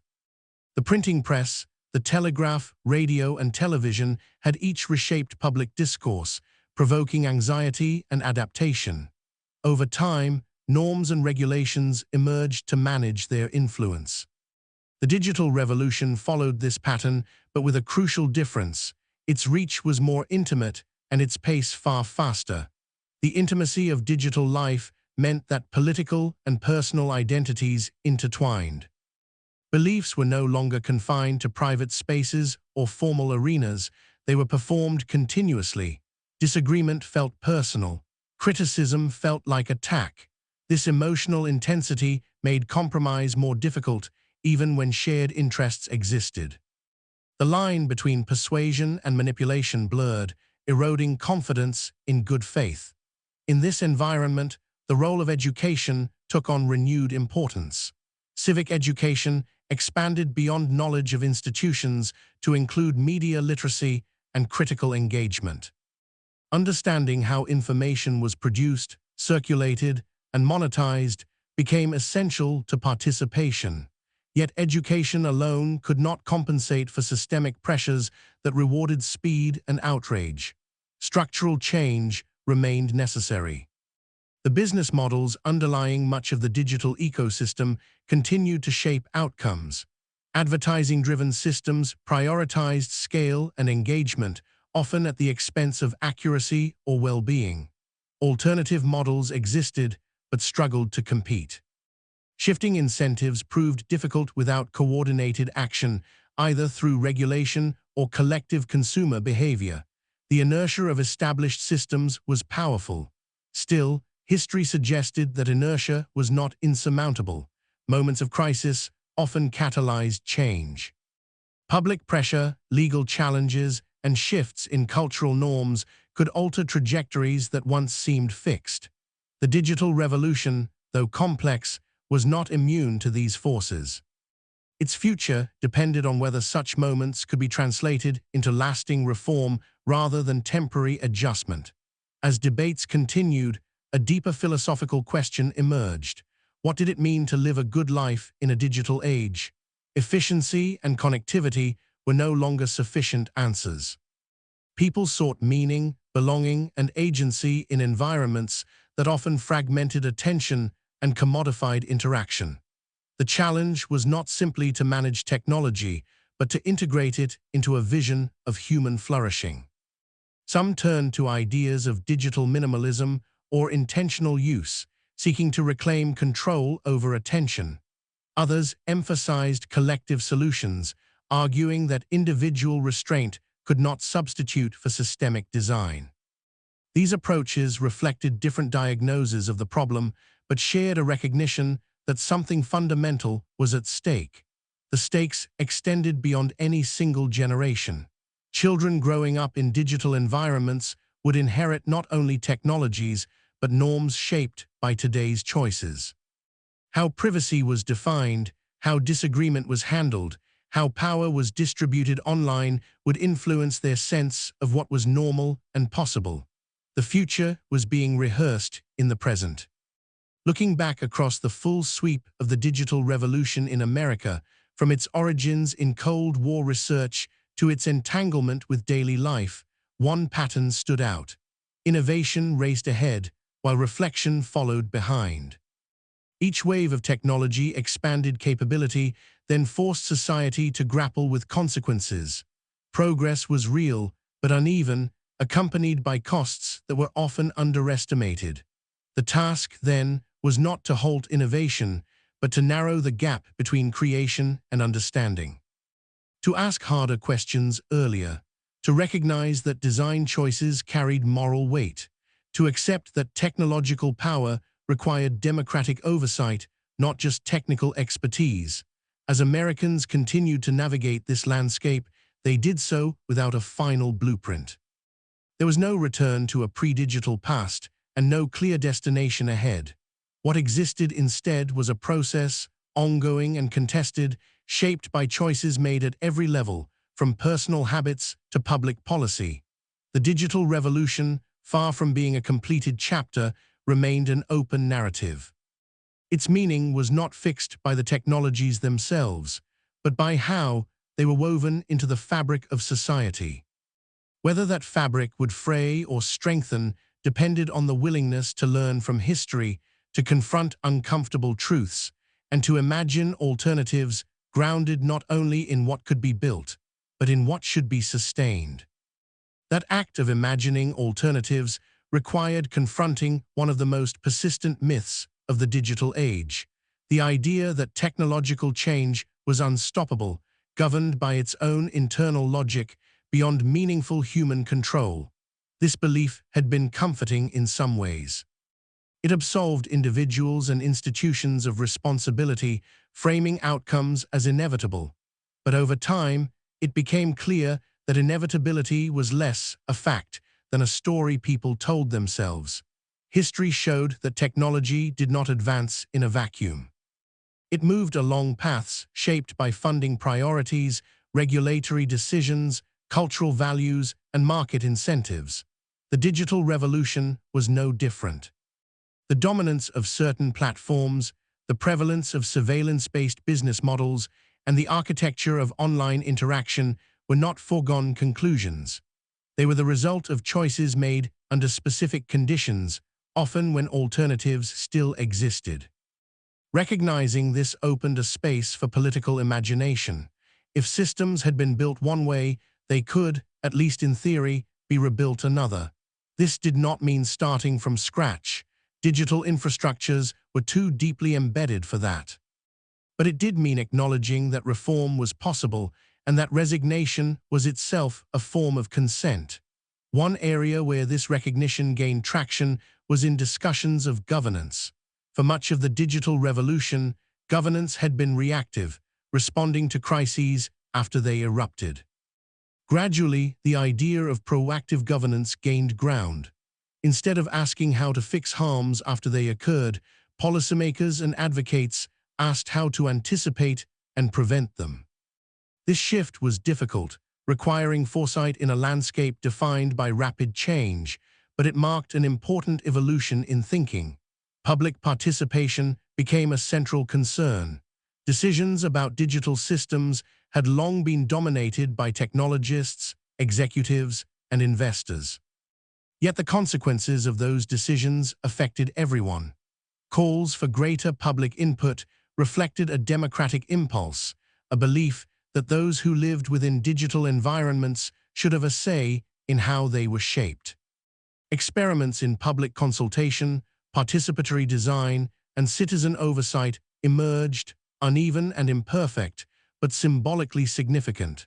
These efforts highlighted another enduring tension: expertise versus democracy. Digital systems were complex, often requiring specialized knowledge to understand. At the same time, leaving decisions solely to experts risked disconnecting them from public values. Bridging this gap required new forms of dialogue, where technical insight and lived experience informed one another. This was challenging, but not unprecedented. Other complex domains, from public health to environmental policy, had faced similar dilemmas. The role of storytelling also became apparent. How people understood the digital revolution shaped how they responded to it. Narratives of disruption and innovation emphasized speed and novelty. Alternative narratives emphasized care, continuity, and repair. Shifting the story did not immediately change systems, but it influenced what changes seemed imaginable or legitimate. Cultural works, from journalism to fiction, played a role in this reframing. They explored futures shaped by technology, sometimes hopeful, sometimes dystopian, often ambivalent. These stories functioned as collective thought experiments, allowing society to grapple with possibilities before they fully materialized. In doing so, they reminded Americans that the future was not just something that arrived, but something that was imagined into being. Meanwhile, the global context continued to evolve. The digital revolution in America unfolded alongside parallel developments elsewhere, each shaped by different political and cultural conditions. Comparing these trajectories made it easier to see which aspects of the American experience were contingent rather than universal.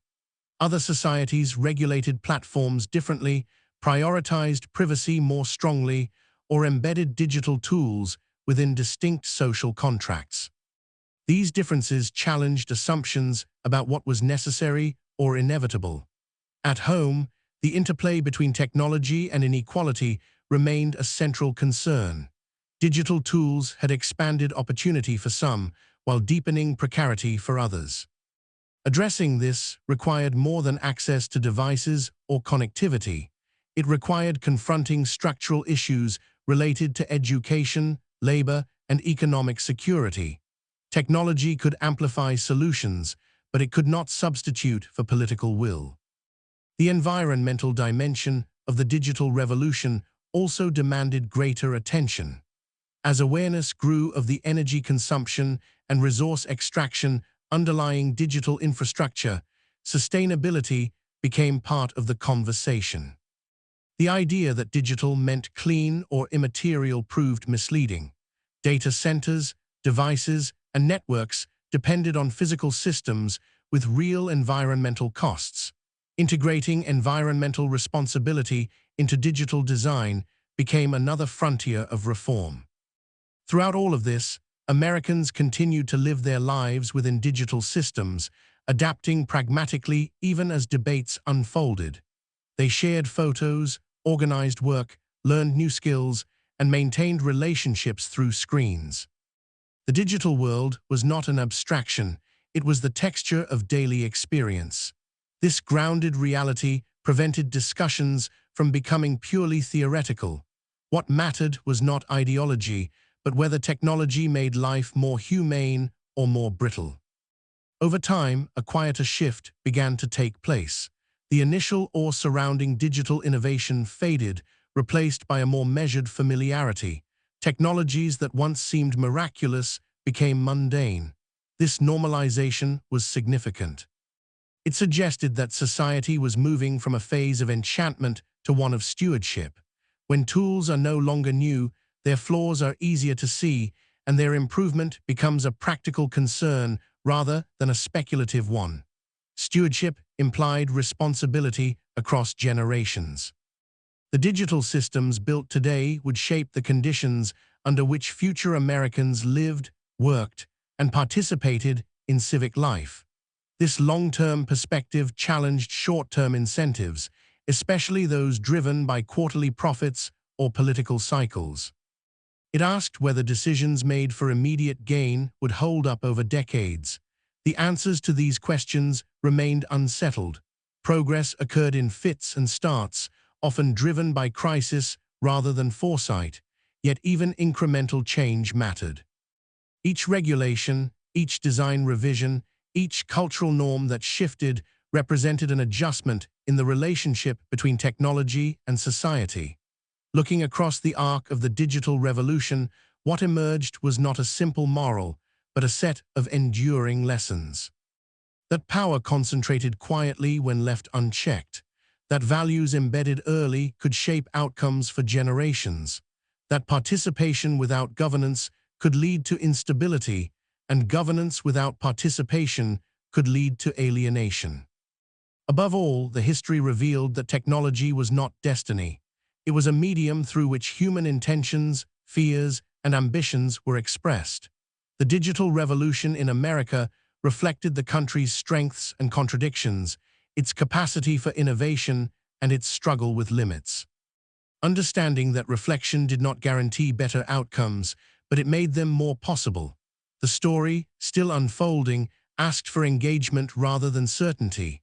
It asked Americans to remain attentive not just to what technology could do, but to what it was doing and to whom. In that ongoing attention lay the possibility of a digital future shaped less by momentum and more by meaning, less by inevitability and more by choice. That emphasis on choice returned the conversation to its earliest origins, back to the moment when digital technology first appeared as a set of tools rather than an environment. In those early decades, computers were clearly instruments, operated intentionally, turned on and off. Their boundaries were visible. Over time, as systems became networked, portable, and always on, those boundaries dissolved. Technology stopped feeling like something people used and began to feel like something they lived inside. This shift altered how responsibility was perceived. When tools are discrete, misuse feels identifiable. When systems are ambient, responsibility becomes harder to locate. Digital life was no longer a series of decisions, but a background condition. This normalization made critique more difficult, because discomfort could be dismissed as personal unease rather than a signal of structural imbalance. Yet history suggested that periods of normalization were often followed by moments of questioning. When new systems settled into place, their long-term effects became visible. What once felt novel began to feel heavy. At that point, societies either adjusted the systems or adapted themselves to fit them more tightly. The outcome was not guaranteed. In the American context, this tension intersected with a long-standing ambivalence toward power. There was deep suspicion of centralized authority, combined with a willingness to accept private power if it appeared voluntary or convenient. Digital platforms benefited from this ambivalence. They presented themselves as neutral services, even as they accumulated influence over speech, commerce, and social life. Their power was diffuse, exercised through defaults rather than decrees. This arrangement suited the early phase of the digital revolution, when growth and experimentation were prized above all else. But as consequences mounted, the costs of avoiding explicit governance became clearer. The absence of clear rules did not produce freedom for everyone. It produced freedom for those best positioned to shape systems and uncertainty for those subject to them. Gradually, this realization filtered into public consciousness. The language of infrastructure began to replace the language of novelty. Digital systems were compared to roads, utilities, and public spaces, structures that required maintenance, oversight, and shared norms. This shift was subtle but important. It reframed debates away from isolated controversies toward systemic questions. Infrastructure thinking emphasized durability and resilience over speed. It asked how systems performed not just when everything worked, but when they failed. It highlighted interdependence, the way disruptions in one area cascaded into others. Seen this way, the digital revolution was not just about innovation, but about building foundations that society relied upon, often without noticing. This perspective also clarified the stakes of neglect. Failing infrastructure did not always collapse dramatically. It often degraded slowly, becoming less reliable, less equitable, less trusted. The same could be true of digital systems. Without care, they could undermine the very functions they were meant to support, from communication to coordination to trust.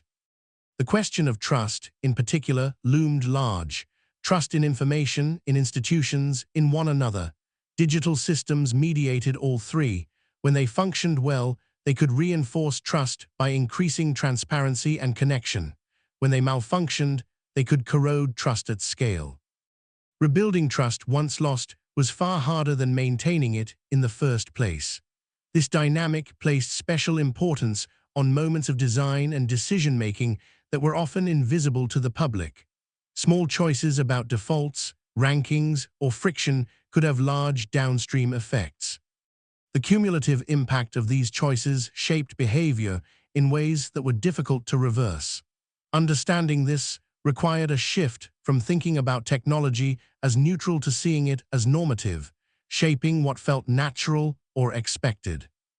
As this understanding spread, it influenced how Americans talked about responsibility. Blame alone was insufficient. What mattered was foresight, the willingness to anticipate how systems might be used, misused, or evolve over time. This did not mean predicting every outcome, but it did mean acknowledging uncertainty and building in mechanisms for correction. Correction, however, required power. It required the ability to intervene when systems produced harm. That ability was unevenly distributed. Users could adapt at the margins, but they rarely had leverage to change core dynamics. That leverage rested with institutions, whether corporate or governmental. How those institutions used it became a central concern. Public pressure played a role, but it was often fragmented. Attention shifted quickly. Sustained reform demanded coalitions, persistence, and compromise, qualities that were difficult to maintain in a fast-moving digital environment. Still, history showed that such efforts were possible, especially when harms became widely felt and clearly articulated. Over time, the digital revolution began to lose its aura of exceptionalism. It came to be seen not as a unique rupture, but as part of a broader pattern of technological change. This did not diminish its significance, but it grounded it. It suggested that lessons from past transformations could apply, even if imperfectly. Regulation, norms, and public institutions could adapt, given time and pressure. This grounding also helped demystify technology. When systems were no longer treated as magical or inscrutable, they became more open to critique and reform. The authority of engineers and executives was balanced, however tentatively, by the perspectives of users, workers, and affected communities. This pluralism did not eliminate conflict, but it made conversation possible. As the digital age matured, the most important shift was not technical, but cultural. Americans began to talk about technology less as a promise and more as a responsibility.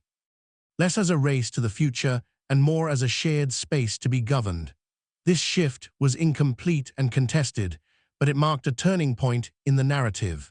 The digital revolution, once framed as an external force sweeping across society, was increasingly understood as an ongoing relationship.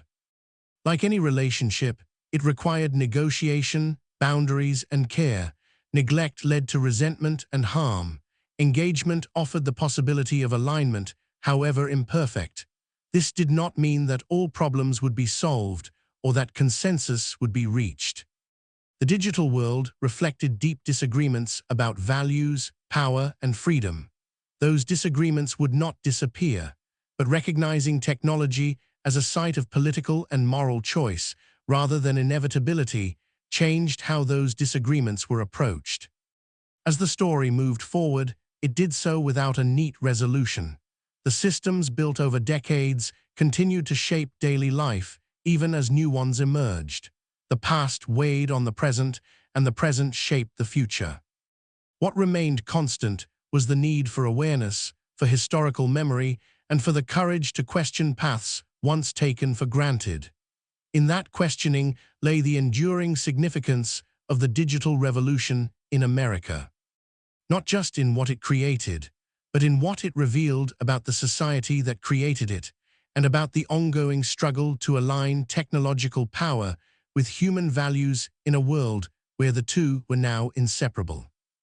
That inseparability became most apparent when Americans confronted moments in which digital systems no longer felt optional or even neutral, but compulsory.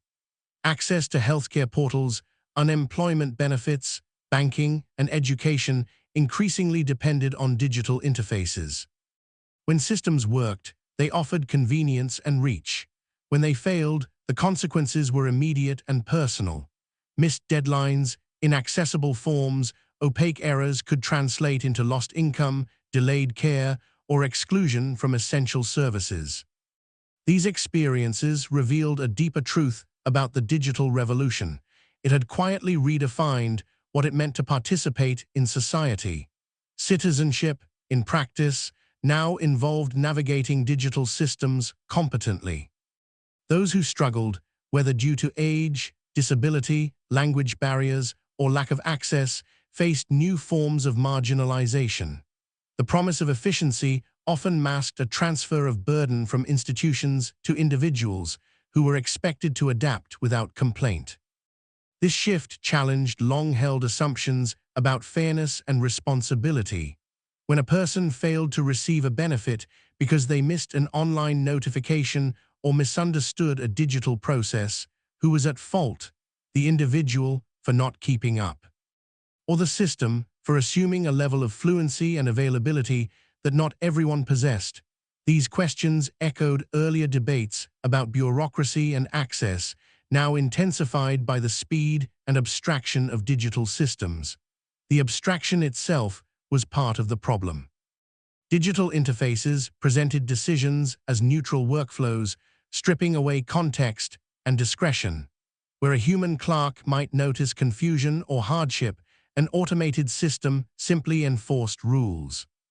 This consistency was often praised as impartiality, yet it could also entrench injustice by eliminating flexibility. Appeals processes existed, but they were frequently complex and slow, ill-suited to the urgency of people's lives. At the same time, digital systems made new forms of oversight possible. Data could reveal patterns of exclusion or failure that might once have gone unnoticed. Advocates used this information to challenge inequities, pushing institutions to recognize and address systemic problems. Again, the technology itself was not the deciding factor. How it was used, and by whom, determined whether it reinforced or mitigated harm. The workplace continued to be a major site of these tensions. As automation and monitoring tools spread, workers found themselves subject to continuous evaluation. Productivity was tracked in granular detail. Schedules were optimized algorithmically. For some, this meant greater efficiency and flexibility. For others, it meant relentless pressure and a sense of being managed by systems that did not understand the realities of human work. Labor movements adapted, using digital tools to organize and communicate, even as they challenged the very technologies reshaping work. Debates about dignity, autonomy, and fairness took on new urgency. What did it mean to have a voice in a workplace governed by code? How could collective bargaining operate when decisions were embedded in algorithms rather than negotiated explicitly?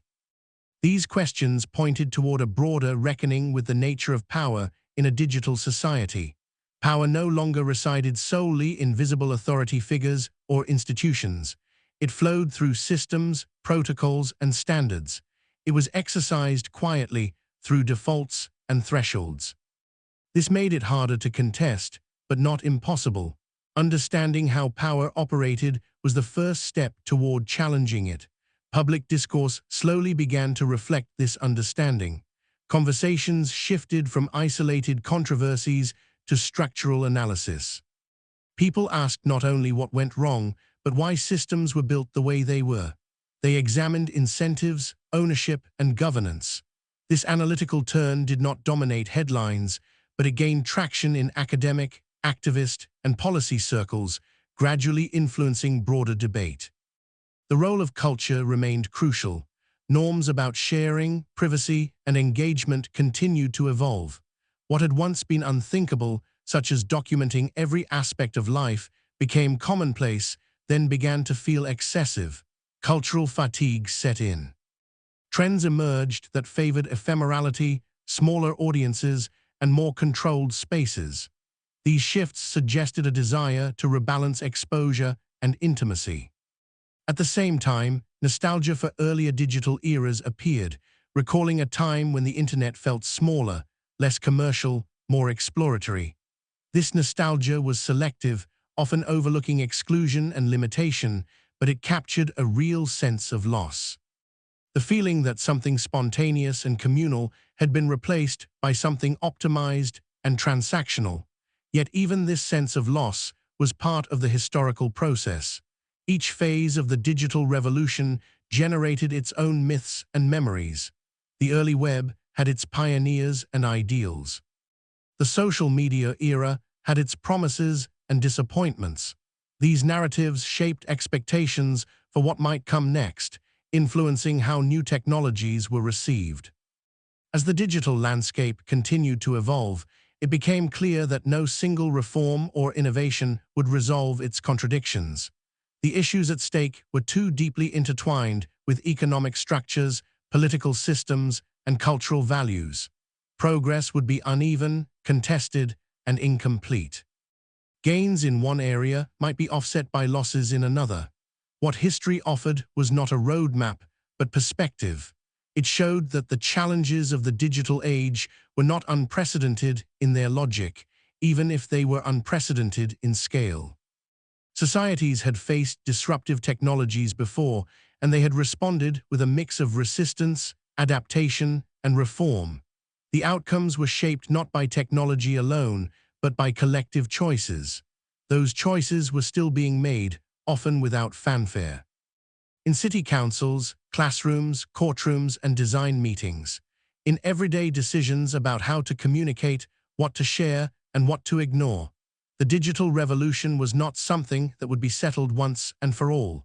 It was an ongoing negotiation, renewed with each generation. As Americans continued to live within this negotiation, the importance of historical awareness grew. Without it, each new development risked being treated as unprecedented, divorced from context. With it, patterns became visible and alternatives imaginable. History did not dictate solutions, but it expanded the range of possibilities. The story, still unfolding, resisted a final verdict. It was too complex, too dynamic, too entangled with human behavior. What could be said, with clarity, was that the digital revolution had transformed America not only by changing what people could do, but by changing how they understood themselves and one another. And as that transformation continued, the central challenge endured: to ensure that the systems shaping daily life remained answerable to human judgment, capable of correction, and grounded in values that extended beyond efficiency and profit. Whether that challenge would be met fully was uncertain. But the act of recognizing it marked a critical step, one that suggested the digital future was still, in meaningful ways, open to influence rather than closed by inevitability. That openness to influence was perhaps the most important legacy of the digital revolution's long and uneven history. It suggested that even systems that felt overwhelming could be questioned, reshaped, and, at times, resisted. But doing so required a shift in how Americans thought about progress itself. For much of the 20th century, progress had been closely associated with technological advancement. New machines, faster communication, greater efficiency were assumed to be inherently beneficial. The digital age complicated that assumption. Progress, many began to realize, was not just about doing things faster or cheaper. It was about doing them better in a human sense.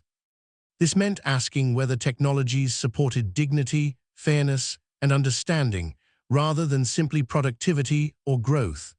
It meant recognizing that not all improvements were captured by metrics, and that some costs were borne quietly, unevenly, and over time. This realization reframed debates about innovation. Instead of asking how quickly new technologies could be deployed, people increasingly asked under what conditions they should be deployed. Questions of ethics and impact moved earlier in the process. While this shift was far from universal, it marked a departure from the earlier era of uncritical acceleration. The tension between speed and care became a defining feature of the digital age.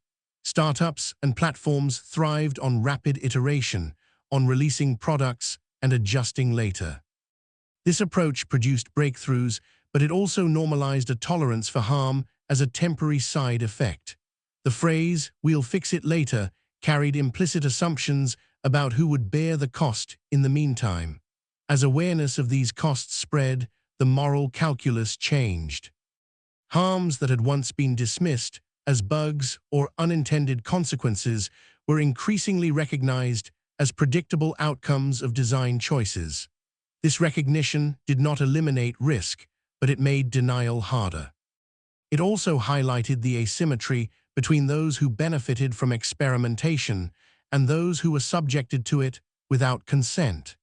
These concerns were especially pronounced in areas where digital systems intersected with vulnerable populations.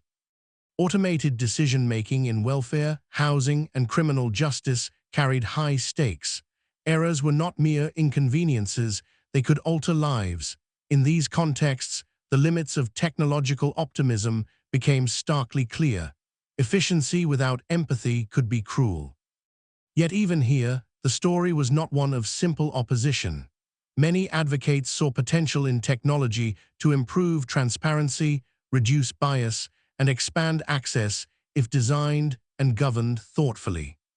The question was not whether to use digital tools, but how to align them with values that technology alone could not supply. This alignment required institutions capable of learning. One of the challenges of the digital revolution was that its feedback loops were often weak or distorted. Companies learned quickly what increased engagement or revenue, but more slowly what caused long-term social harm. Governments reacted to crises, but struggled to anticipate them. Building institutions that could learn from experience, adjust policies, and incorporate diverse perspectives became a central challenge. The pace of change also complicated memory. In a fast-moving digital environment, lessons were easily forgotten as attention shifted to the next innovation. Scandals faded, reforms lost momentum. Each new platform or technology arrived with claims of difference, even when underlying dynamics were familiar. Historical amnesia made repetition likely. This is where the importance of narrative reasserted itself. Telling the story of the digital revolution as a continuous history rather than a series of isolated breakthroughs helped counter that amnesia. It revealed patterns of optimism, overreach, backlash, and adjustment. It showed how early decisions echoed decades later. It reminded Americans that today's debates had roots in choices made long ago. Such storytelling was not merely academic. It shaped how people understood their own agency. When history was seen as contingent rather than inevitable, the present felt more malleable. The future appeared less like a destination and more like a direction influenced by values and priorities. As this perspective spread, it subtly altered expectations. Perfection was no longer the standard. Complexity was acknowledged. Trade-offs were accepted as unavoidable. The goal shifted from eliminating all harm to reducing it, from achieving final solutions to sustaining ongoing care. This pragmatic ethic contrasted with the earlier rhetoric of disruption and total transformation. Care, in this sense, became a political concept. Caring about how systems affected people over time, caring about those who were most exposed to risk, caring about the long-term consequences of short-term gains. This was not a sentimental notion, but a practical one rooted in the recognition that interconnected systems required maintenance as much as innovation. The metaphor of maintenance gained traction as a counterbalance to disruption. Maintenance was not glamorous. It did not promise radical change. But it sustained what existed, repaired what was broken, and prevented collapse. In digital contexts, this meant investing in security, accessibility, moderation, and governance, work that was often invisible but essential. This reframing challenged dominant narratives in the technology sector. It questioned the celebration of novelty for its own sake. It asked whether the constant pursuit of growth and scale was compatible with social stability. These questions did not produce easy answers, but they broadened the conversation. As Americans continued to navigate digital life, they did so with increasing ambivalence. Enthusiasm and skepticism coexisted. Gratitude for connection mingled with concern about control. This ambivalence was not a failure to choose sides. It was a realistic response to systems that were simultaneously beneficial and harmful. Over time, Ambivalence itself became a source of insight. It resisted simplistic solutions. It encouraged vigilance. It kept open the possibility of change. In a world where technology evolved faster than understanding, ambivalence slowed judgment just enough to allow reflection. The digital revolution in America, viewed through this lens, was not a triumph or a tragedy. It was a process shaped by human decisions under conditions of uncertainty. Its outcomes reflected the values and blind spots of those who built and adopted its tools. It exposed tensions that had long existed, now magnified by scale and speed. As the story continued into the present and beyond, it did so without closure. There was no final equilibrium to be reached, no point at which technology and society would be perfectly aligned. Instead, there was an ongoing need for adjustment, for dialogue, for recalibration. That need defined the legacy of the digital revolution more than any single invention or platform. It left Americans with extraordinary capabilities and profound responsibilities. It challenged them to think historically, to see the present as part of a longer arc, and to recognize that the future would be shaped not just by what could be built, but by what was chosen to be sustained. And in that recognition lay the quiet, enduring significance of the digital age, not as a force that swept humanity along, but as a mirror that revealed, again and again, the values by which a society chose to live. That mirror, once noticed, could not easily be ignored. It reflected not only the systems Americans built, but the assumptions they carried about themselves. Ideas about freedom, efficiency, success, and individuality were encoded into platforms and protocols, then reflected back in altered form. The digital revolution did not invent these values, but it intensified them, making their consequences harder to overlook.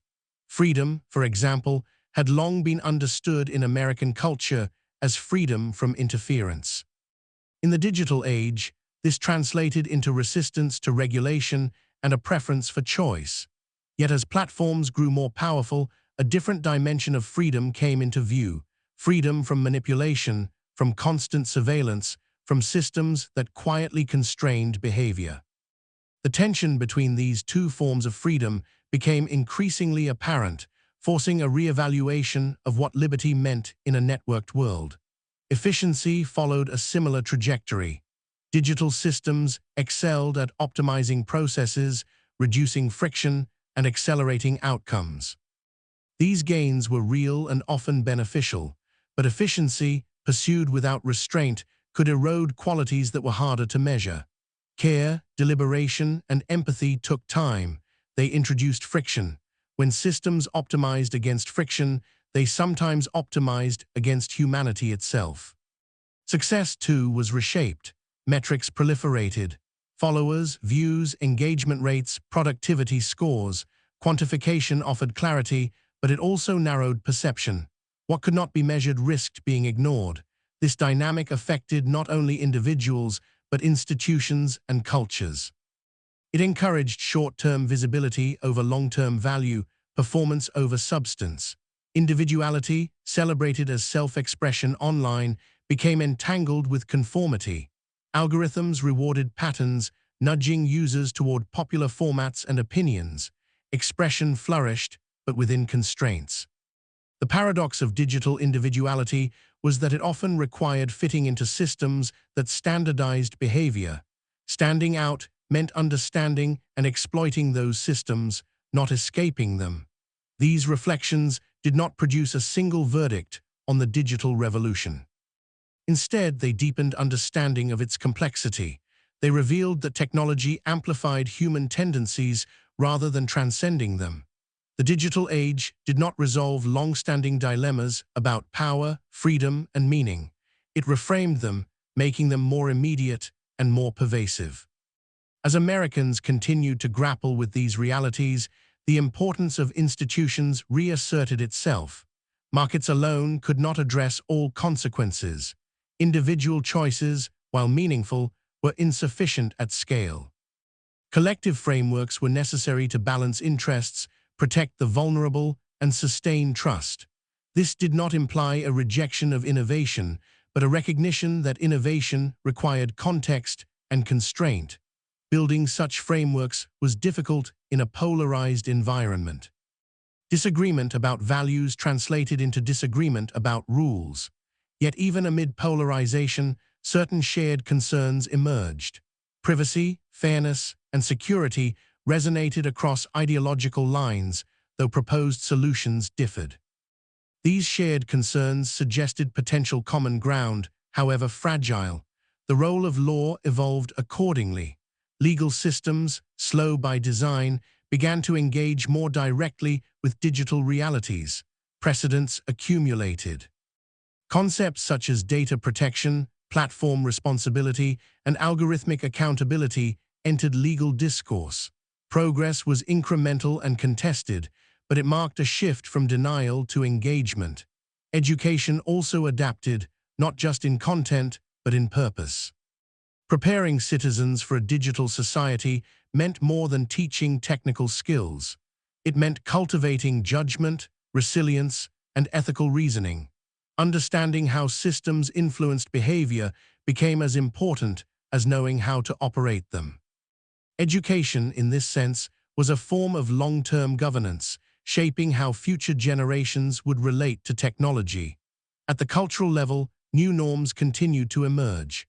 Practices around consent, attribution, and sharing evolved through trial and error. What was once acceptable became questionable. What was once novel became intrusive.